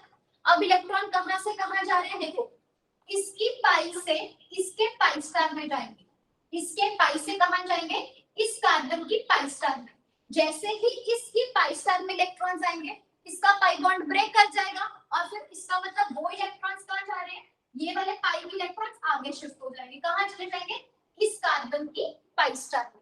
In fact this is nothing but conjugation. ठीक है, ये कॉन्जुगेशन ही हो रही है ना, अगर मैं इसको यहां से ऐसे रख कर दूं, यहाँ पे ध्यान से देखो, ये था ना हमारे पास डबल डबल, तो ये डबल बॉन्ड इधर शिफ्ट होगा, ये इधर शिफ्ट होगा, this will go over here. ठीक है, ये गलत बन गया थोड़ा सा, आपका ये इधर ही जाएगा, this double bond this will go over here, ये आगे और ये इस तरह से। ठीक है, तो ये हमारे पास क्या हो रहा है, इसका ये जो पाई इलेक्ट्रॉन्स है वो नेक्स्ट कार्बन की पाई स्टार में जाएंगे, जिसकी वजह से इसका पाई बॉन्ड ब्रेक होगा, यहाँ पे चला जाएगा इसकी पाई स्टार में, फिर इसका पाई बॉन्ड ब्रेक होगा इस कार्बन के पाई स्टार में। तो ये कहां से है, लिगेंड के ही पाई इलेक्ट्रॉन्स, लिगेंड के ही पाई स्टार ऑर्बिटल्स में इलेक्ट्रॉन्स जा रहे हैं। ठीक है, तो सिंपली कॉन्जुगेशन है, conjugation within the ligand, उसको आप बोल रहे हो intra ligand pi to pi star charge transfer. ठीक है, अब हमें कैसे पता चलेगा कि किसमें intra ligand pi to pi star होता है, उसके लिए बस आपको याद रखना है मैक्रोसाइक्लिक लिगेंड होना चाहिए, क्योंकि जो आपका इंट्रा लिगेंड पाई पाई स्टार है वो तभी होता है when there is extended conjugation, मतलब जब बहुत एक्सटेंसिव कॉन्जुगेशन हो, कॉन्जुगेशन बहुत ज्यादा हो रही है। अगर आपके पास कोई ऐसा सिस्टम है, जैसे मान लो pyridine रिंग है, अब pyridine रिंग में भी पाई बॉन्ड्स है ना, इसमें भी तो कॉन्जुगेशन हो सकती है, ये लिगेंड भी है ना, लिगेंड इसमें भी इंट्रा लिगेंड हो सकती है, पर नहीं होगी, क्यों, क्योंकि okay if there is conjugation possible in this case, पर ये एक्सटेंडेड कॉन्जुगेशन नहीं है। जब एक्सटेंडेड कॉन्जुगेशन होती है तभी हमारे पास कलर आता है, अदरवाइज कलर नहीं आता। और हम यही पढ़ रहे हैं ना कि चार्ज ट्रांसफर की वजह से कलर कब आता है, तो यहाँ पे हमारे पास इंट्रा लिगेंड पाई पाई स्टार सिर्फ उन केस में होगा जहां आपके पास एक्सटेंडेड कॉन्जुगेशन है, और एक्सटेंडेड कॉन्जुगेशन सिर्फ उन लिगेंड्स में पॉसिबल है जहां पर हमारे पास जो कि मैक्रोसाइक्लिक है, अदरवाइज नहीं हो सकता। ठीक है, ये क्लियर है सबको, एवरीवन? Yes ma'am. Yes. ठीक है, तो ये याद रखना, क्लोरोफिल, विटामिन B12, हीमोग्लोबिन, इसके अलावा और किसमें हो सकती है वो भी नोट कर लो, myoglobin and catalases and also cytochromes. इनके बारे में ना हम डिटेल में पढ़ेंगे बायो इनऑर्गेनिक केमिस्ट्री चैप्टर में, अभी के लिए आप इतना नोट करो।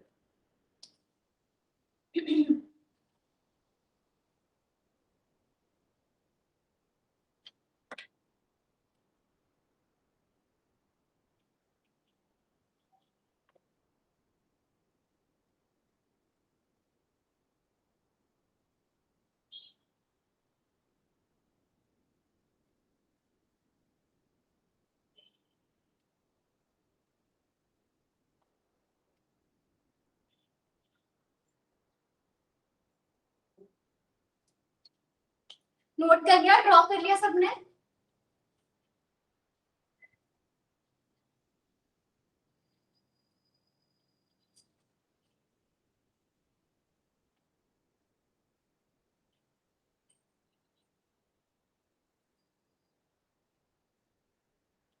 ठीक है, अब लिखो अदर टाइप ऑफ ट्रांजिशंस।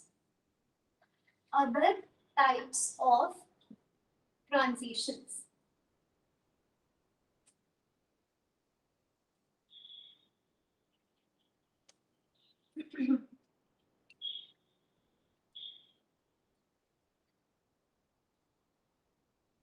सबसे पहले लिखो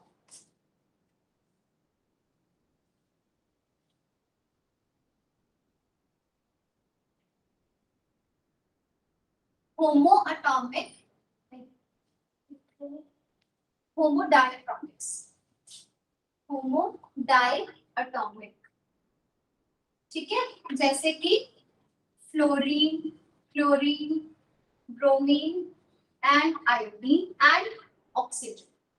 ठीक है, फ्लोरीन का कलर याद रखना, it is pale yellow, chlorine is greenish yellow, ठीक है, ब्रोमीन का कलर होता है brown, iodine is violet in colour and oxygen is blue.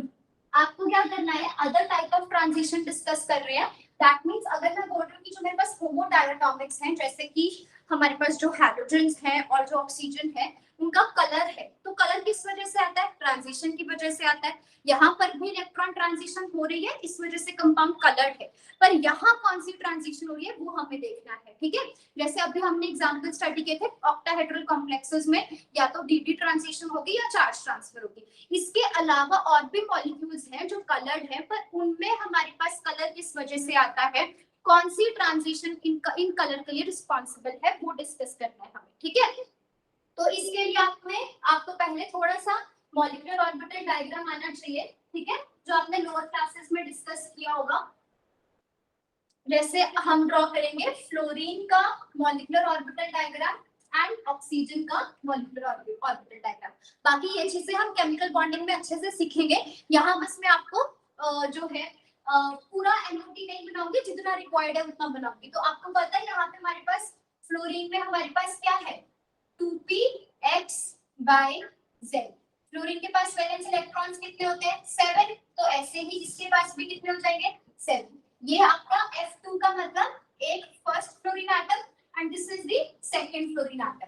अब मॉलिक्यूलर ऑर्बिटल थ्योरी क्या कहती है कि इसके एटॉमिक ऑर्बिटल्स इस एटम के एटॉमिक ऑर्बिटल्स के साथ ओवरलैप करके हमारे पास क्या बनाएंगे, bonding molecular orbital as well as क्या बनाएंगे, एंटी बॉन्डिंग मॉलिक्यूलर ऑर्बिटल्स। ठीक है, तो हमारे पास पहले इसका 2pz इसके 2pz के साथ ओवरलैप करेगा, तो क्या बनेगा सिग्मा 2pz, और एंटी बॉन्डिंग में क्या बन जाएगा, सिग्मा स्टार 2pz। ऐसे ही इसके पाई ऑर्बिटल्स के साथ ओवरलैप करके पाई ऑर्बिटल्स पाई बॉन्डिंग बनाएंगे and pi star anti bonding बनाएंगे। ठीक है, और इसमें हम अगर इलेक्ट्रॉन्स फिल करें तो हमारे पास ये सारे फिल हो जाएंगे यहाँ तक। ठीक है, अब देखो फ्लोरीन हो, क्लोरीन है, चाहे फ्लोरीन है, क्लोरीन है, ब्रोमीन है या आयोडीन, सबका मॉलिक्यूलर ऑर्बिटल डायग्राम ऐसा ही बनेगा। ये हम देखेंगे, ठीक है, केमिकल बॉन्डिंग में कैसे बनाते हैं। पर यहाँ पे हमें क्या याद रखना है कि इसका कलर किस वजह से है, कौन सी ट्रांजिशन है जो इसमें कलर लेकर आती है, और वो ट्रांजिशन कहाँ से होगी, इसके हाईएस्ट ऑक्यूपाइड मॉलिक्यूलर ऑर्बिटल से होमो से इसके लोएस्ट अनऑक्यूपाइड मॉलिक्यूलर ऑर्बिटल तक।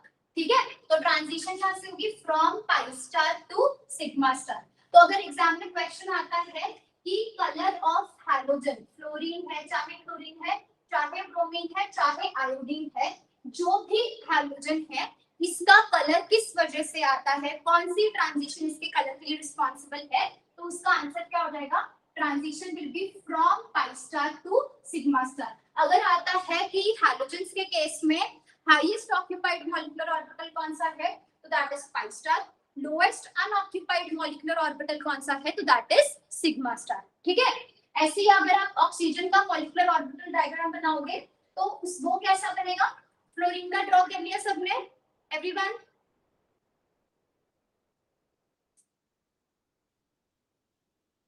यहाँ तक समझ आया सबको करना? यस यस मैम, कर लिया। ठीक है, ड्रॉ कर लिया सबने? Yes ma'am. ओके, तो मैं यहीं पे आपका चेंज कर रही हूँ बस हल्का सा। ये आपका फ्लोरीन था ना, अगर मैं ऑक्सीजन कर दूंगी तो इलेक्ट्रॉन्स कम हो जाएंगे, 4 हो जाएंगे। तो यहाँ पे हमने ड्रॉ किए थे जैसे 2p इतने हो जाएंगे, है ना, 2p4। ओके, सो इलेक्ट्रॉन्स हमारे पास यहाँ से 2 कम हो जाएंगे,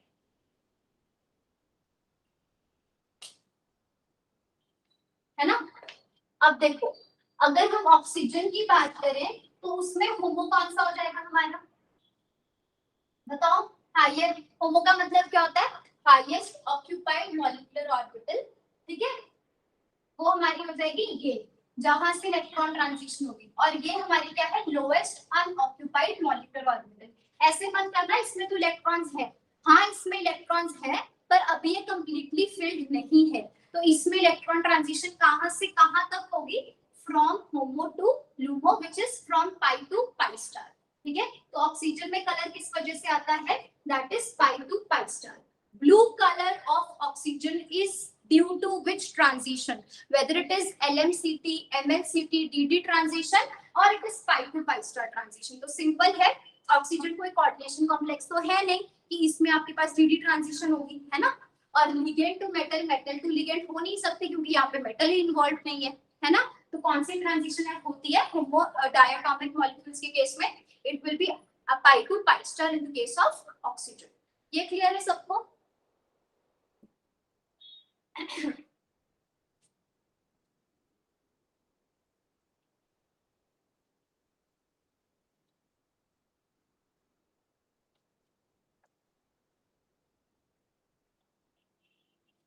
चलो नेक्स्ट ट्रांजिशन लिखो हमारे पास, write down. Second type of transition is cluster compounds. Cluster compounds क्या होते हैं? What are cluster compounds, anyone?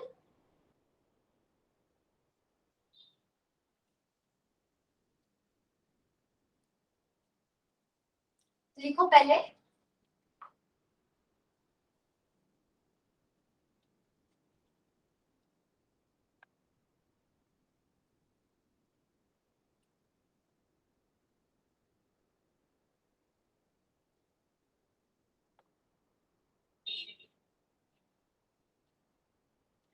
Write down. Cluster compounds are those compounds that have more than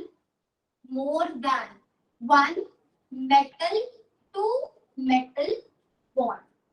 Those have more than one metal to metal bond, ठीक है। इनको हम क्या बोलते हैं? Cluster compounds. जैसे मान लो आपके पास ना एक बहुत फेमस एग्जांपल है क्लस्टर कंपाउंड का, जो कि काफी इंपॉर्टेंट है, इसको याद रखना। ये हमारे पास है रिहीनियम का कॉम्प्लेक्स क्लोरीन के साथ, ठीक है। और इसका कलर भी याद रखना है आपको, the colour of this particular complex is royal blue. अच्छा, अब इसका स्ट्रक्चर कैसा होता है? इसमें देखो 2 रिहीनियम है, एक रिहीनियम और दूसरे रिहीनियम के बीच में 4 बॉन्ड्स होते हैं, ठीक है, 4 बॉन्ड्स होंगे। बोर्ड विजिबल है ना सबको? ज्यादा छोटा तो नहीं हो रहा? विजिबल है मैम।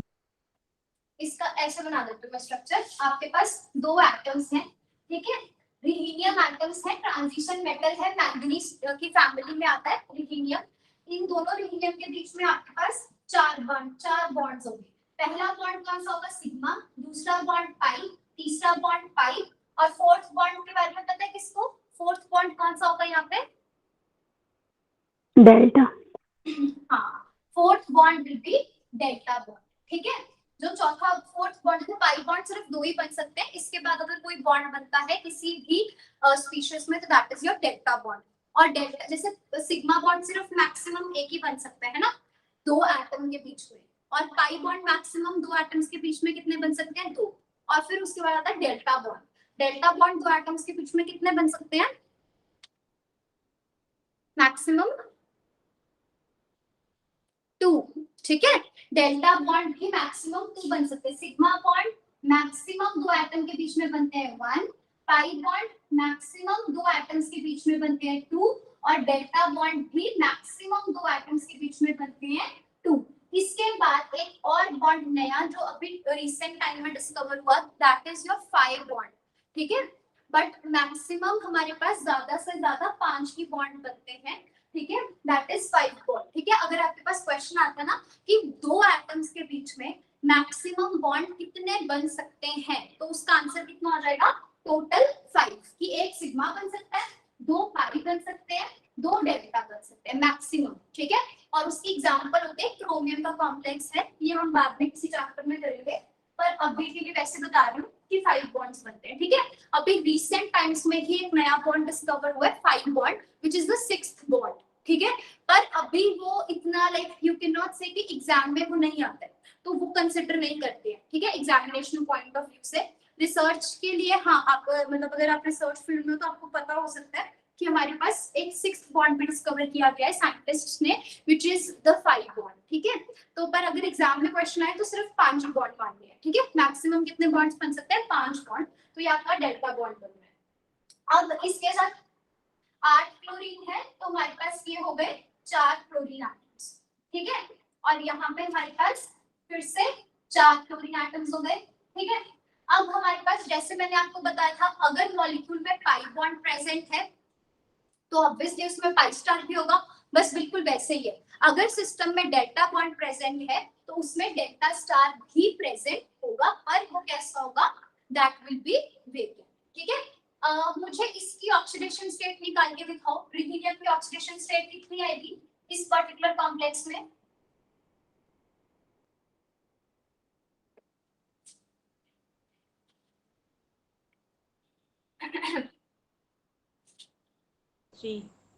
हाँ जी, ये कॉम्प्लेक्स था ना, रिहीलियम 2 Cl8 2 नेगेटिव, तो इसकी ऑक्सीडेशन स्टेट कितनी हो जाएगी, 2x - 8 - 2, 2x की वैल्यू कितनी हो जाएगी आपके पास +6, x = +3, मतलब दोनों रिहीलियम एटम्स किस में प्रेजेंट है, +3 ऑक्सीडेशन स्टेट में। तो इलेक्ट्रॉन्स कितने हो जाएंगे,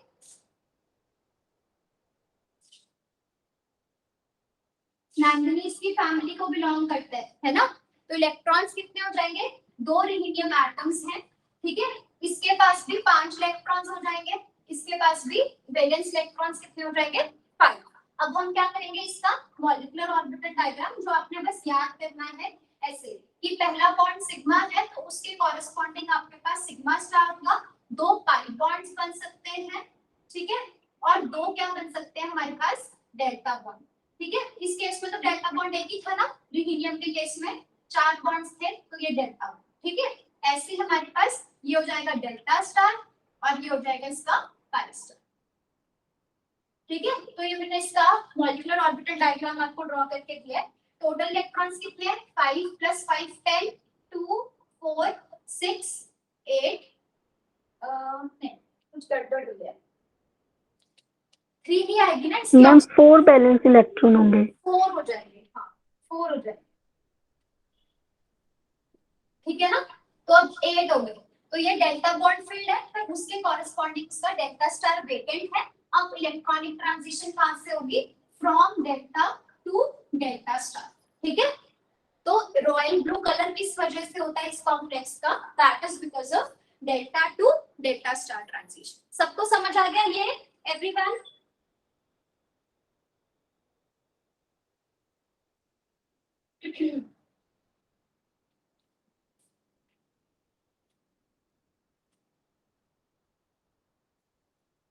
क्लियर है सबको, Yes, क्लियर है राहुल, मैम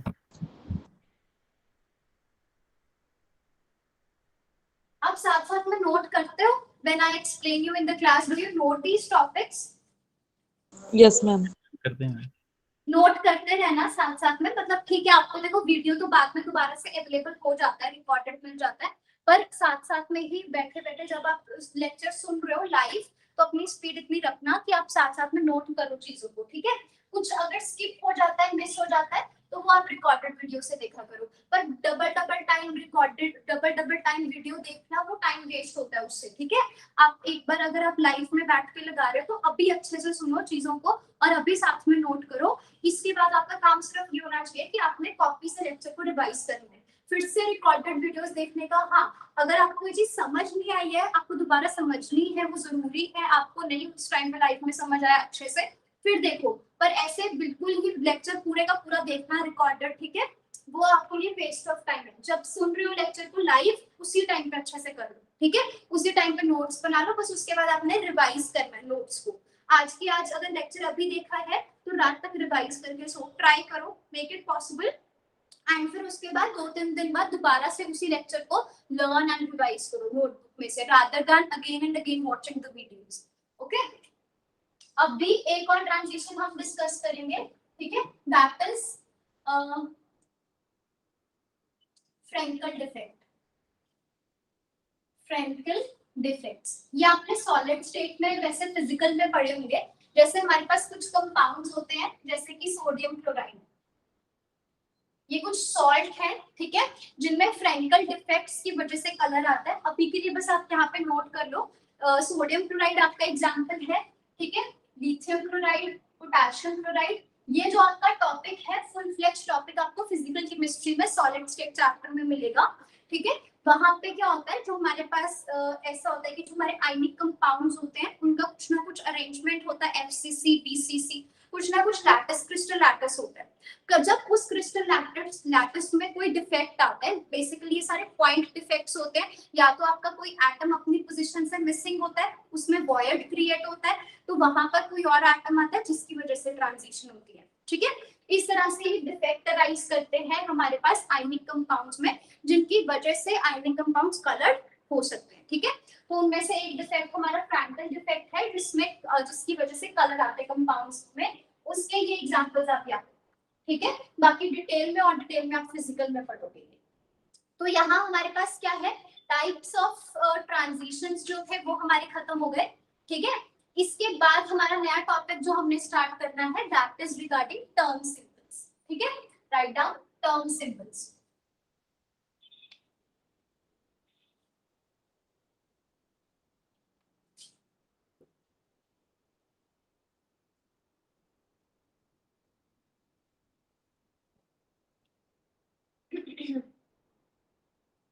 तो इसलिए ना सबसे पहली चीज हम देखेंगे कि हमारे पास अपना टर्म सिंबल, हम धीरे धीरे मैं आपको क्लैरिफाई करूंगी, क्लियर करूंगी कि टर्म सिंबल जो है वो एक्चुअली चीज होती क्या है, ठीक है।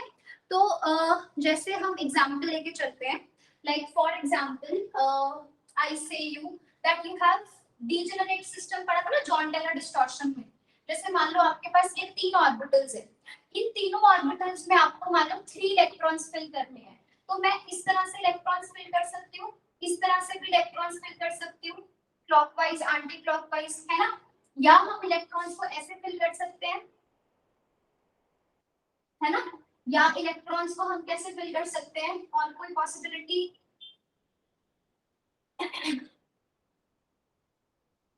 नहीं 3 के लिए तो शायद ये। तो अब देखो, जैसे मान लो जो भी, अगर हमारे पास ये 3 पॉसिबिलिटीज हैं मान लो इलेक्ट्रॉन्स को फिल करने की, ठीक है, और एक बना दो आपके पास ये हो सकती है, इस तरह से भी कर सकते हैं, 2 क्लॉकवाइज रख दिए, दो एंटी क्लॉकवाइज रख दिया, एक क्लॉकवाइज रख दिया, या हमने क्या किया, एक और पॉसिबिलिटी बना दी इस तरह से, 2 क्लॉकवाइज, एक हमारा ये भी क्लॉकवाइज। ऐसे बहुत सारी पॉसिबिलिटीज हैं इलेक्ट्रॉन्स को फिल करने की। अब क्या होता है ना कि हुंस रूल क्या बोलता है, हुंस रूल स्टेट कि आप इलेक्ट्रॉन्स को ऐसे फिल करो जिससे सिस्टम आपका सबसे ज्यादा स्टेबल बने। इलेक्ट्रॉन्स को ऐसे फिल करो ताकि सबसे कम एनर्जी आए सिस्टम की।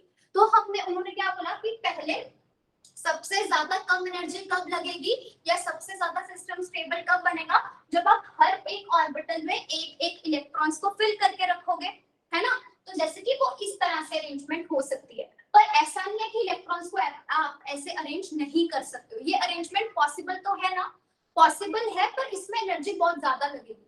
क्यों? क्योंकि यहाँ पे आपने एक ही ऑर्बिटल में 2 इलेक्ट्रॉन्स को इकट्ठा रख दिया, तो इलेक्ट्रॉन इलेक्ट्रॉन रिपल्शन स्टार्ट हो जाएगी। इस वजह से जब तक सारे ऑर्बिटल सिंगली फिल्ड नहीं होते हैं तब तक हम पेयरिंग स्टार्ट नहीं करते। क्यों नहीं करते? उसका रीजन ये है क्योंकि हम चाहते हैं हमारा सिस्टम सबसे ज्यादा स्टेबल बने, वो उसमें एनर्जी सबसे कम हो, और उसके लिए आप इलेक्ट्रॉन्स को अलग अलग फिल करते हो।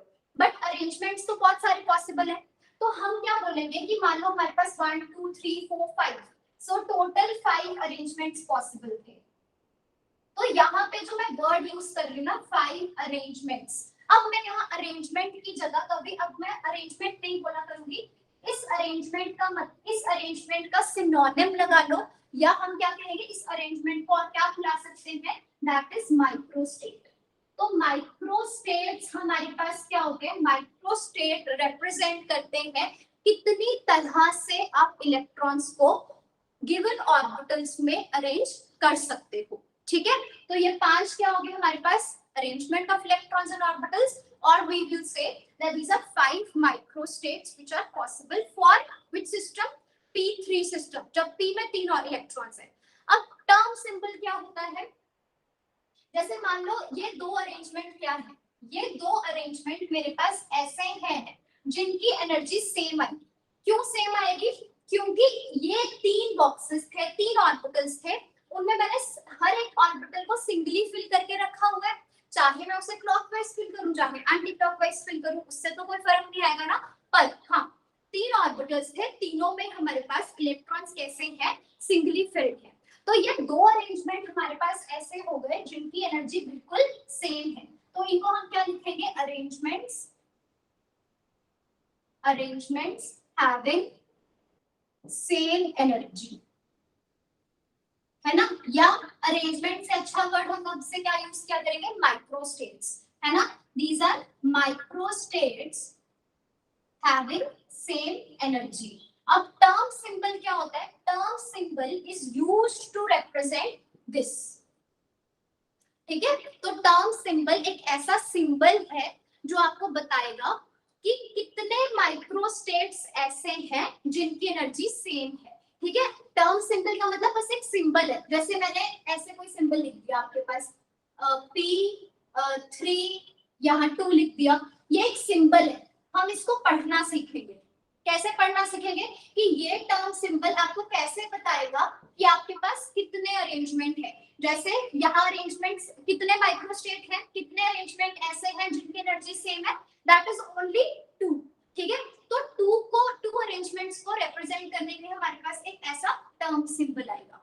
और कितने, ये कौन सी ऑर्बिटल है, p ऑर्बिटल में इलेक्ट्रॉन्स को फिल किया हुआ है। तो टर्म सिंबल एक ऐसा सिंबल है जिसको देख के आप ये बता पाओगे कि हमारे पास कितने माइक्रोस्टेट ऐसे हैं जिनकी एनर्जी सेम है। तो आपको अब 2 चीजों का, बट हम इसको देख के पता कैसे करेंगे वो हमें अभी सीखना है, वो हमें नहीं आता, पर हाँ हमें ये पता होना चाहिए कि टर्म सिंबल होता क्या है, उससे हमें क्या इंफॉर्मेशन मिलती है। टर्म सिंबल से हमें ये इंफॉर्मेशन मिलती है कि कितने माइक्रोस्टेट्स पॉसिबल हैं जिनकी एनर्जी बिल्कुल सेम है। ठीक है, और माइक्रोस्टेट्स क्या होते हैं, these are electronic arrangements in different orbitals. ठीक है, यहाँ तक क्लियर हुआ सबको। माइक्रोस्टेट 2 चीजें, माइक्रोस्टेट्स और टर्म सिंबल्स का मतलब क्लियर हुआ है।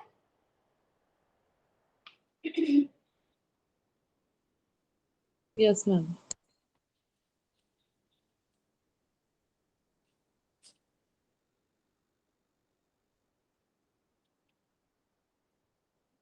Write down first of all about, अभी टर्म सिंबल आपका पूरा फुल फ्लेश टॉपिक है, उसका सबसे पहला सब टॉपिक जो अभी हम डिस्कस करेंगे दैट इज माइक्रोस्टेट्स। तो सबसे पहले लिखो माइक्रोस्टेट्स क्या होते हैं।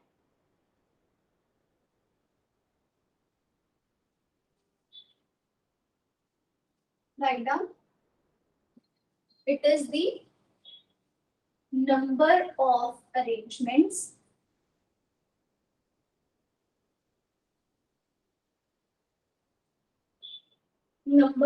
arrangements of electrons, number of arrangements of electrons in the orbitals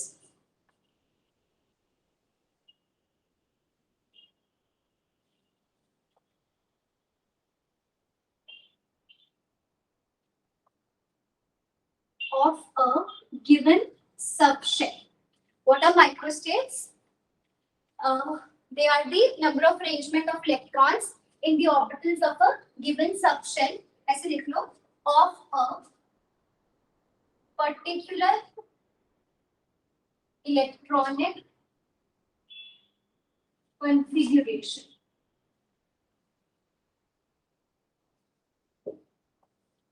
ठीक है, अब हम सीखेंगे कि नंबर ऑफ माइक्रोस्टेट्स को आप निकाल कैसे सकते हो. उसका फॉर्मूला आपने याद रखना है, that number of microstates is equal to n factorial upon r factorial multiplied by n minus r factorial. अब ये फॉर्मूला है जिससे आप फाइंड कर सकते हो कि कितने नंबर ऑफ माइक्रोस्टेट्स हैं. अब दो चीजों में फर्क है. क्या बोला हमने? नंबर ऑफ माइक्रोस्टेट्स का मतलब टोटल कितने अरेंजमेंट पॉसिबल है. टर्म सिंबल क्या था? कितने माइक्रोस्टेट ऐसे थे कि जिनकी एनर्जी सेम थी. तो इन चीजों में फर्क है. यहाँ हम क्या सीख रहे हैं इस फॉर्मूला से कि हमें पता कैसे चलेगा कि टोटल कितनी अरेंजमेंट्स हैं. ठीक है, टोटल माइक्रोस्टेट कितने हैं. तो उसमें लिखो n हमारे पास क्या है, it is equal to twice of 2l plus 1.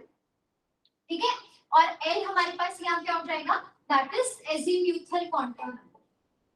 That is azimuthal quantum number. ठीक है, और R हमारे पास क्या है, it is number of electrons. ठीक है, it is number of electrons.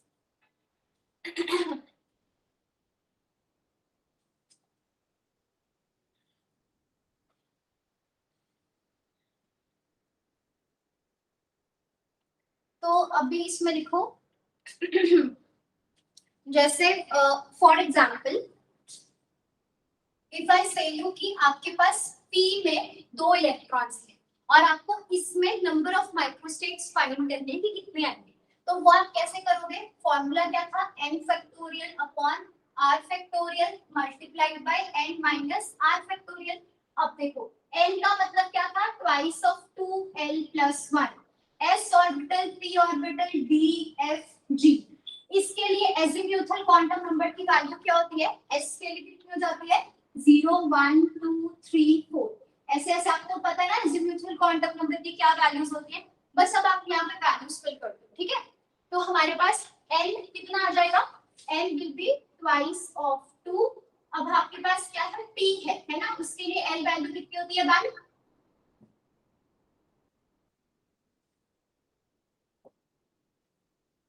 देखो n की वैल्यू कितनी आ गई, 6. r का मतलब हमारे पास क्या था, नंबर ऑफ इलेक्ट्रॉन्स, और नंबर ऑफ इलेक्ट्रॉन्स कितने हैं, 2. तो r की वैल्यू कितनी होगी, 2. बस आप फॉर्मूला पुट कर दो यहाँ पे, n is 6 factorial upon r factorial into n minus r factorial. Factorial सबको सॉल्व करना आता है, यस मैम. सबको आता है सॉल्व करना. अगर किसी को नहीं आता तो मैं एक बार आपको बता देती हूँ, उसको याद रखना. फैक्टोरियल का बस आपने क्या करना है, 6 के बाद आपने किस किस नंबर के साथ उसको मल्टीप्लाई करना है, हर वो नंबर जो 6 से छोटा है. ठीक है, तो 6 multiplied by 5 4 3 2 and 1. 2 factorial means 2 into 1 and 6 minus 2 का मतलब 4 का फैक्टोरियल 4 3 2 into 1. इसका आंसर निकालो. कैसे निकालोगे, 4 into 3 into 2 into 1, ये डायरेक्ट कैंसिल हो जाएगा. इसके साथ बचा आपके पास क्या है, 6 into 5 डिवाइड बाय 2. तो इसका मतलब आंसर कितना आ गया, 15. ठीक है, तो इसका मतलब क्या है, p ऑर्बिटल में अगर हम बोल रहे हैं p ऑर्बिटल में 2 इलेक्ट्रॉन्स हैं, तो इसमें p ऑर्बिटल का मतलब ये हो गया, इन 3 बॉक्सेस में 2 इलेक्ट्रॉन्स को फिल करने के कितने अरेंजमेंट पॉसिबल है, टोटल अरेंजमेंट जो पॉसिबल है दैट इज 15. तो हम क्या बोलेंगे, नंबर ऑफ माइक्रोस्टेट्स हमारे पास कितनी आ गई, दैट इज 15. ये फॉर्मूला सबको क्लियर हो गया? Kavita, Anjali, Karuna, everyone, Rahul? Yes ma'am. Yes, ma'am. अभी मैं आपको क्वेश्चन देती हूँ. ठीक है, उसके निकालो नंबर ऑफ माइक्रोस्टेट्स कितने आएंगे.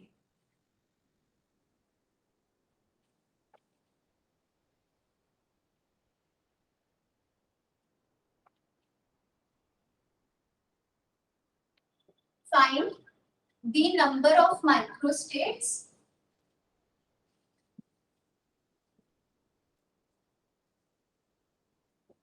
for follow. ठीक है, तो आप इसके लिए फाइंड करो। हमारे पास D2 सिस्टम है, D3 सिस्टम है और एक D5 सिस्टम। ठीक है, इनके लिए निकालो नंबर ऑफ माइक्रोस्टेट्स कितने आएंगे।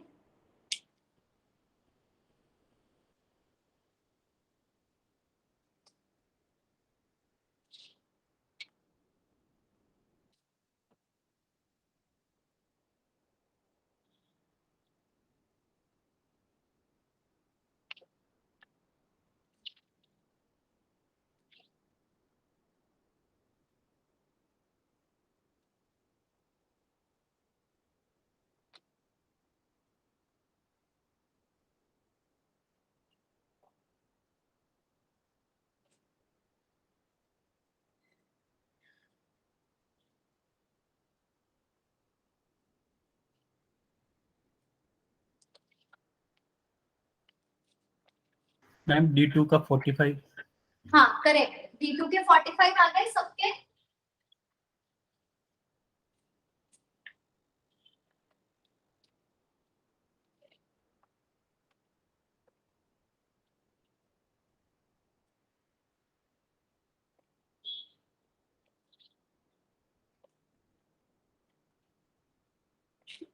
मैम D3 में 240। और D3 के 120 आएंगे। एक बार दोबारा चेक, 120 आएंगे। नीचे 2 बच रहा होगा, 240/2 देखो पहले। Yes, ma'am. हाँ ठीक है, 120।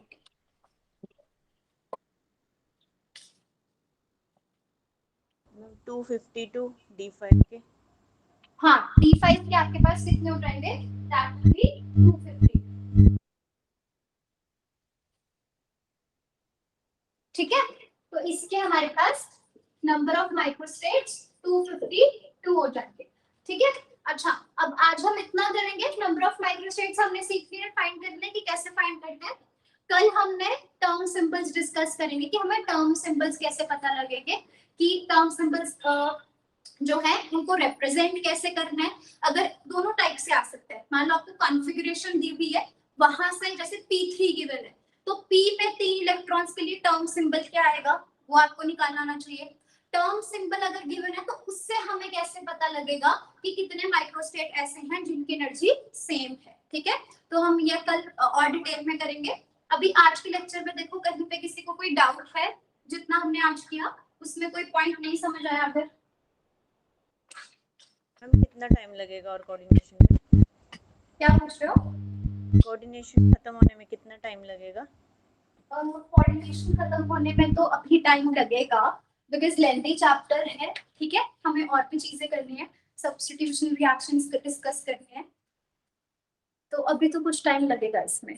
बोर हो रहे हो आप कोऑर्डिनेशन से? कुछ और पढ़ने का मन कर रहा है? नहीं नहीं मैम। क्या आता है पहले से इसलिए मन नहीं कर रहा पढ़ने का?